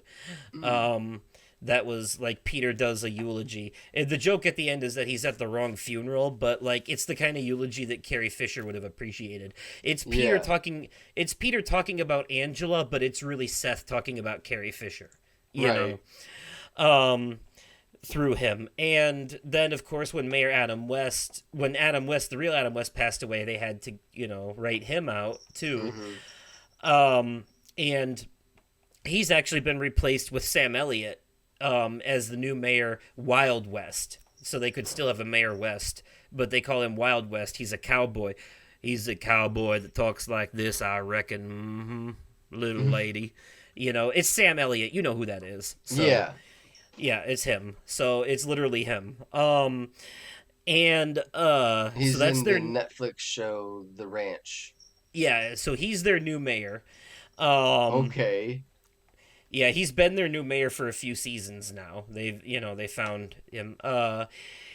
And in the Family Guy episode where they did that murder mystery, which is one of the best episodes they've ever done, quite frankly. Hmm. That Agatha Christie murder mystery episode, they permanently killed off Diane Simmons in that episode. I remember. Um, the co-host or of the news, and she was replaced with the younger blonde Joyce Kinney, which there was a few episodes surrounding her Hmm. after the fact, and now she's just the co-anchor. But there was a whole episode where Lois like works with them on the news, and Joyce Kinney actually like remembers Lois from her childhood. It turns out Lois bullied her, and she was actually doing this to get revenge on her, to humiliate I her live on TV. remember that episode. Yes. Yeah, it came not long after the murder mystery one. Actually, Mm-hmm. matter of fact, the very next episode they open up with introducing Joyce Kinney as the new co-anchor on the news. Mm-hmm. Right after that, so so there is continuity there, but not as much. I think because South Park has had seasons that have run the entire season as one long story, like the one where the uh, with Denmark and the internet trolls and Gerald being the internet troll throughout the whole Uh-huh. season. That one. That season, and they think it was Cartman, so they take him into the woods and break all of his electronics, forcing him to quit social media. Mm-hmm. That whole season that's actually when him and Heidi first meet each other and get together. That whole season was one long running story. So, and then like they had the whole member berries saga when Garrison was running for president, and they actually didn't expect Trump to win in real life, so they kind of had to do some last minute rewrites because the rest of the season was hanging on Hillary winning and she didn't, so they had to like completely redo the whole second half of the season, and it kind of shows when you watch it. It kind of falls apart, Mm-hmm. like they had to make it up as they went along.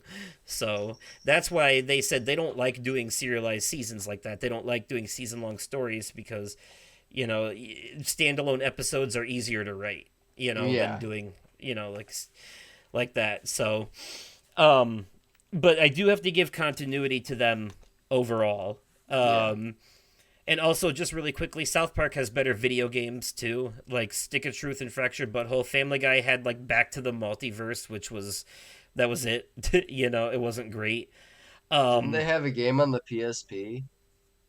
yeah, it was basically the same thing, I think, just a PSP version. Because Okay. Back to the Multiverse was a PS3 game, and it was a sequel to the Road to the Multiverse episode, Okay. which is a strong point for Family Guy. The Road 2 episodes are definitely some of their best work. And Road to Yes. the Multiverse and Road to the North Pole are probably two of the best examples of that. The Um, Road to Vegas was messed up. Road to Vegas was messed up, but Road to the Multiverse was so cool. They had the Disney universe, they had the Flintstones universe, Mm-hmm. the Japanese universe. They just went through a lot of cool stuff in there, a lot of great ideas. There's even more unused great ideas in the deleted scenes too, Mm. for that one. Um, and on that note too, I think if I had to give, South Park doesn't do songs as much as Family Guy. Family Guy is a lot bigger on the songs, not as much recently, but they used to be, at least like, 3 songs a season. But not as much now. They don't do their musical numbers as much anymore. But overall, I think Family Guy had the better musical numbers in general. South Park Yes. had some really good musical numbers in their movie, but Yeah. they don't often do good ones on the show that much. Um, it's very rare that they do musical numbers on the show, but the movie had a lot of good ones. Um, on that note, too, Family Guy's never had an official movie. They just took 3 episodes from the end of season 4 and smashed them together and called it a movie, Yep. Stewie Griffin: The Untold Story. But it is not. They even reference that in the DVD version of Road to Rupert, where Lois is like, he's like, Stymie Gruffin: The Untold Story. It's not even a movie. It's just 3 episodes back to back. Fox should be ashamed. And then like Fox executives come off screen and carry her away. uh, that's in the DVD version of Road to Rupert, by the way. You won't see that scene on the televised version. Fair enough. Yeah. Um, but yeah, I think Family Guy definitely has better musical numbers overall, and some of their most memorable ones. There's the Bag of Weed song, Mm-hmm. obviously. The Fellas at the freaking FCC. All of their Road 2 songs, like You and I Are Christmas So Awfully Different, Road to Rhode Island. Christmas time is killing us. Yep, Christmas Time is Killing Us, and All I Really Want for Christmas as well. Yes. Mr. Booze. Um, Yes. Stewie's Little List from the DVD version of Stewie Kills Mm-hmm. Lois and Lois Kills Stewie. Yeah, the aforementioned Me and Jesus song from the DVD version of Surfin' Bird. Mm-hmm. Or I Dream of Jesus is that episode. Um, yeah. The In fact, like the first episode of season 2, Peter Caviar Eater, they have that song that's a parody of a song from Annie when they first get to the mansion. This house is freaking sweet Yes. is the song they do. Yeah, there's a lot. They done a lot. Stewie and Olivia had songs together. Mm-hmm. There that was a running thing. So there is definitely continuity in both shows. And South Park has done like episode like 3-parters, like the Imagination Land trilogy and the Black Friday trilogy, Mm. uh, which was a parody of Game of Thrones. The Black Friday trilogy was. Yes, yeah, direct parody. Yep, the kids were all fighting over PlayStation and Xbox, and then Randy joined the security guards, but it was a parody of the Night Watch. Mm-hmm. And then they had the Red Robin wedding in Yes. one of the episodes, and then Cartman kept having conversations with people in the Garden of Betrayal and stuff like that. That's set up for Yes. the stick of truth. Yes, and those 3 episodes together, when they end, it's an advertisement for Stick of Truth, and it leads directly into that game. Which was a much better setup than the setup for Fractured But Whole, which was like 1 episode with Mark Zuckerberg and Butters as Professor Chaos using an empty Circuit City to run a server farm where he was spreading Russian hacker misinformation on Facebook to skew the election. And yeah, Mark Zuckerberg was there being it was a fever dream episode. It was weird, but basically the kids get into their superhero costumes at the end and they fight Mark Zuckerberg, and the way it's animated, it looks just like the game when they're fighting him. Okay. And then at the end of the episode, the kids can't agree on their franchise plan, so they're like, "All right, you know what this means? Civil War." They're like, "Yeah, screw you, Civil War." And then the episode ends, and that leads directly into the game. Mm-hmm. So yeah, Fractured Butthole did have a prequel episode too, but Stick of Truth had a whole prequel trilogy of episodes. You know, Sure did. definitely. But I think the best trilogy that they've ever done is probably Imagination Land, where Agreed. they take Butters as the chosen one. It's like a parody of like Narnia and Lord of the Rings and stuff like that, and Yep. he has to use his imagination to defend the good creatures from the evil ones. Dude, the DVD version of that episode goes hard on the violence, like way more than the televised version. There's like a whole extra scene where Jason Voorhees is torturing Strawberry Shortcake and like rips her eye out with a machete and Oh, stuff like that. jeez. Yeah. It's just they go harder on the violence and visceral in the DVD version of that episode. It's Jeez. actually in a special, like they took those 3 episodes and put them together in a special director's cut package that you can buy separately, and all 3 episodes just play back to back like a movie. Like they edited it to look like a movie. Nice. Kind of like I did with that Brian Dyes trilogy for on on Google Drive for Family Guy. Okay. Just cut the ending credits out and just put them all together. That's worth mentioning too, because that was a pretty bold move for them. They always planned on bringing him back, obviously, because they write these episodes ahead of time, and it was basically a trilogy where Brian gets hit by a car, he dies, they replace him with a new dog, an Italian dog named Vinny, for a couple That episodes. episode makes me cry every time. Yeah, it's very sad. That they treat the whole Brian's death part very seriously, and they don't tell a joke for quite a long time. I mean, they kind of do, but like right when they get home, right after everyone's sad, Peter's like, I need to go have a sad yank. Like he's like they got to bring it back a little bit, but it's still really somber for the most part. Yes. Um, and then of course they get Vinny. He's the Italian dog played by an old actor from The Sopranos who's passed away now. And he's like, "Hey, I'm Vinny," and Peter's like, "Oh, like the poo." No, not quite, not quite, Peter. This isn't like when you grew a mustache and became Italian for a bit. Beepity boppy, boppity boopy. Um, but yeah, but then in the Christmas episode, they bring Brian back through time travel. It ends up working out. And, it's almost equally as sad when Vinny realizes he's not gonna have ever met Stewie once he succeeds here, and he still helps him go through with it anyway. Yep. Watching Vinny trying to connect with Stewie is very heartwarming. It You know, is. overall, it's just yeah, it's just a lot of people weren't willing to accept a replacement dog for sure. Yeah, They no, wanted Brian definitely not. back. Yep. Which is funny. They actually made a reference to this in a later episode. There's an episode where Brian's hardly in it at all, and there's a pop-up at the bottom of the screen, and it's like, did you know that Brian hasn't been present this entire episode? Remember when y'all screamed and cried at us because we killed him, and you haven't even noticed he wasn't in this episode, have you? They just they call out the audience on it. I mean, because it's kind of true. They're like, hey, you all complained about Brian being a pretentious douche, then we killed him, and then you want him back, and, well, he's still a douche. You get what you asked for. Be careful what you wish for, and all that jazz. But okay. So, before we wrap up here, for the most part, I know you spent a lot of time watching a bunch of Family Guy episodes to build up to this, Yeah. right?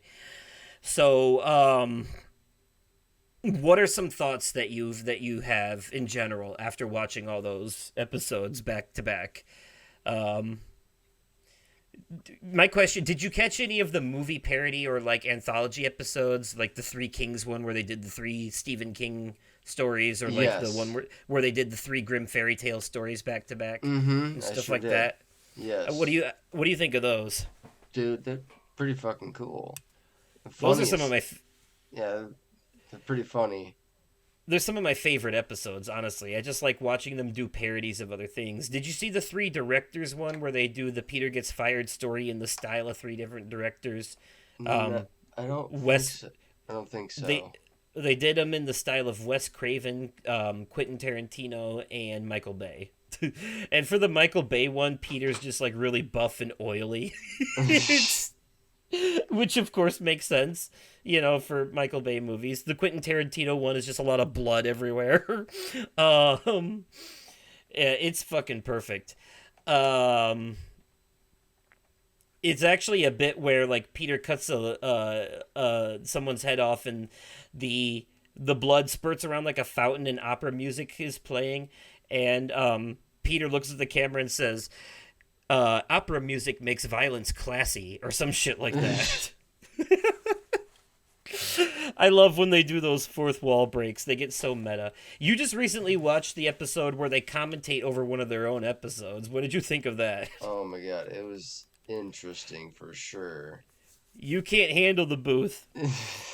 My favorite part is when the real life actors come in and start talking to them, and they're like, none of this matters because you're all cartoons, I love when Seth tells Brian, he's like, Brian, you've slept with more human women than any real dog could possibly hope for. Yes.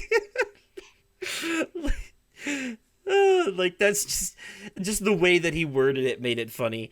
And I love when Chris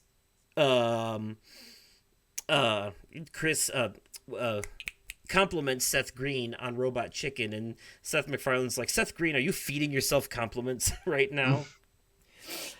Apparently, in the commentary for that, the real commentary, they said that Mila Kunis was actually kind of uncomfortable with all the compliments that they gave her in that bit. Oh.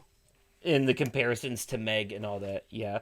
It's funny, too, because they also said in the Star Wars thing, because they never give Meg any lines in those things as a joke, but Mila Kunis is actually a huge nerd. She plays World of Warcraft and shit. And Fair enough. she, geeked out over the fact that they had a Star Trek prop chair at the office, there. Which I'm like, oh, well, that's adorable. Yeah, I will say, by the way, Seth Green, amazing commentator. Anytime he's on Family Guy DVD commentary, it's always hilarious. And he's in all the Star Wars episodes because he plays Luke. So they always get him on those. Great stuff. Seth MacFarlane, not in every commentary, believe it or not. Sometimes he was busy doing other things, and they went with, other people. But still, Still, really fun stuff overall. Yes. What's your favorite Road 2 episode out of all of them? Vegas. Really? Over North Pole? Yeah. That's interesting. Okay. Okay. Um, well, I guess then I would ask, what would be your favorite holiday episode? Road 2. Road to the North Pole? Yeah, that Uh-huh. makes sense. Yeah, that would be the one to go to for that one. That makes sense overall. Okay. Yeah. All right. I think we've kind of established that between the two shows, they kind of excel in different areas. Yes. But if I had to ask, which one do you think is funnier overall? I know they're both funny for different reasons, but which one do you think lands more often? South Park. Really? I could Yeah. agree with that. I could agree with that. Um, so comparing the animation, character development, continuity, comedy, all that stuff, celebrity guests, special episodes, holiday episodes. Overall, in this cartoon war, who are we giving the crown to at the end of the day? Keep in mind that I think old Family Guy is better than new Family Guy, but new South Park is better than old South Park. So one has definitely gone up in quality over time while the other has gone down. But they both still have their strengths and weaknesses. You know. I'm gonna say Family Guy. And neither one of them is a stranger to controversy. No. No. I'm gonna say Family Guy. Yeah. Family Guy is not without banned episodes either. I should probably mention the abortion episode can only be found on DVD. It's like literally the only one. Yeah. And it's just because Fox was too cowardly to air it, but I think they actually handled the topic really well in that episode. Quite frankly, there's a part near the end where the family's arguing about it, and they put up some good arguments. Quite honestly, especially Brian. Yes. And in the commentary for that, Seth kind of laments that Fox were cowards. They were like, All in the Family did an episode about this in the 70s, and we can't do it in 2010. Some bullshit, which I agree. But also, believe it or not, Family Guy's When You Wish Upon a Weinstein episode was originally banned before they got canceled. The one where they do the parody of the parody song of When You Wish Upon a Star from Pinocchio. And Peter needs that, he wants his son to become Jewish so that he'll be good at math. It's that one got banned originally, but it airs now. But originally it was banned. But also, after the Boston Marathon bombing, the episode where Turban Cowboy, where Peter becomes a Muslim for a bit, got banned. And believe it or not, it's not because of the bombs part. It's because of a cutaway gag where he drives his car through a bunch of runners at the Boston Marathon to win the race. So, Oof. yeah. And the episode was written way ahead of time, obviously, so they didn't know that was going to happen. But right after it aired, that happened. So they had to pull it for a while. That makes sense. So, yeah. It's available again now, though. Literally, the only Family Guy episode you can't find on streaming is the abortion one. All the others are available. South Park, though, there's 5 whole episodes missing from that show that you can't find on streaming anywhere because of Muhammad. Yep. So, and 4 of those episodes are 2-parters, and some of the best 2-parters they've ever done. So that sucks ass, really. Unfortunately, but if you have the DVDs like me, then you're good to go because they'll be on there. So, yeah. Okay, so you gave that crown to Family Guy. It's, I think objectively, South Park is currently the better show, but I do think just because of I do think that my style of humor and my pop culture knowledge feeds into Family Guy more. Yes. And that is, that's where a lot of who I am today, I have that show to thank for a lot of it, quite frankly. So I think I have to agree with you. I think we've decided in this here season 2 finale that between the two shows, we're edging Family Guy out on top just a little bit. Now, just to be fair, though, it's a nuanced take, folks. So we're not saying that Family Guy is objectively better. We're just saying that for us personally, it's the winner in this competition. Yes. But both shows do different things better differently. You know, they both have their strengths and weaknesses. They are almost equal in my eyes, quite frankly. You know, it's a tight race. They're neck and neck. You know, it's almost a tie. So, but yeah, we'll give it to Family Guy because we have it to thank for quite a lot, to be honest. Yes. So, yes, and they've had memorable moments like when, Stewie finally killed Lois, but then the whole thing turned out to be a simulation. Yeah. And stuff like that. It's great. Time travel shenanigans and all that. They're always way behind on their pop culture jokes because they write this shit a year ahead of time, but it's still funny. All right, well, closing thoughts on Family Guy and South Park. Overall. Both overall great, funny shows. Yeah, I agree. And you mentioned, I guess, real quick, what's your favorite song from Family Guy overall? Like original song, not one that exists. So Surfing Bird doesn't count because that's a real thing. Bag of But weed. Yep, I figured that was coming. I have to agree. That is one of the top ones. That is a Yes. top one for me. I think I might like Stewie's Little List a little bit more though. That's a really fun song. But okay. Yeah, and if you definitely look up the Put It Down song from that South Park episode, it's really great. Okay. All right, well, folks, that is our season 2 finale, Cartoon Wars. If you are watching this on YouTube, remember to smash that like button and leave me your thoughts in the comments down below about your favorite between the two shows and why you like it more. And your favorite episodes and stuff like that. And if you can also email me at podcastoversoul@gmail.com or message me on Twitter or Blue Sky at Oversoul53. And you can find me over on TikTok at the Gaming Fiend 1 for however long TikTok is around, Yeah. because it might not be around much longer.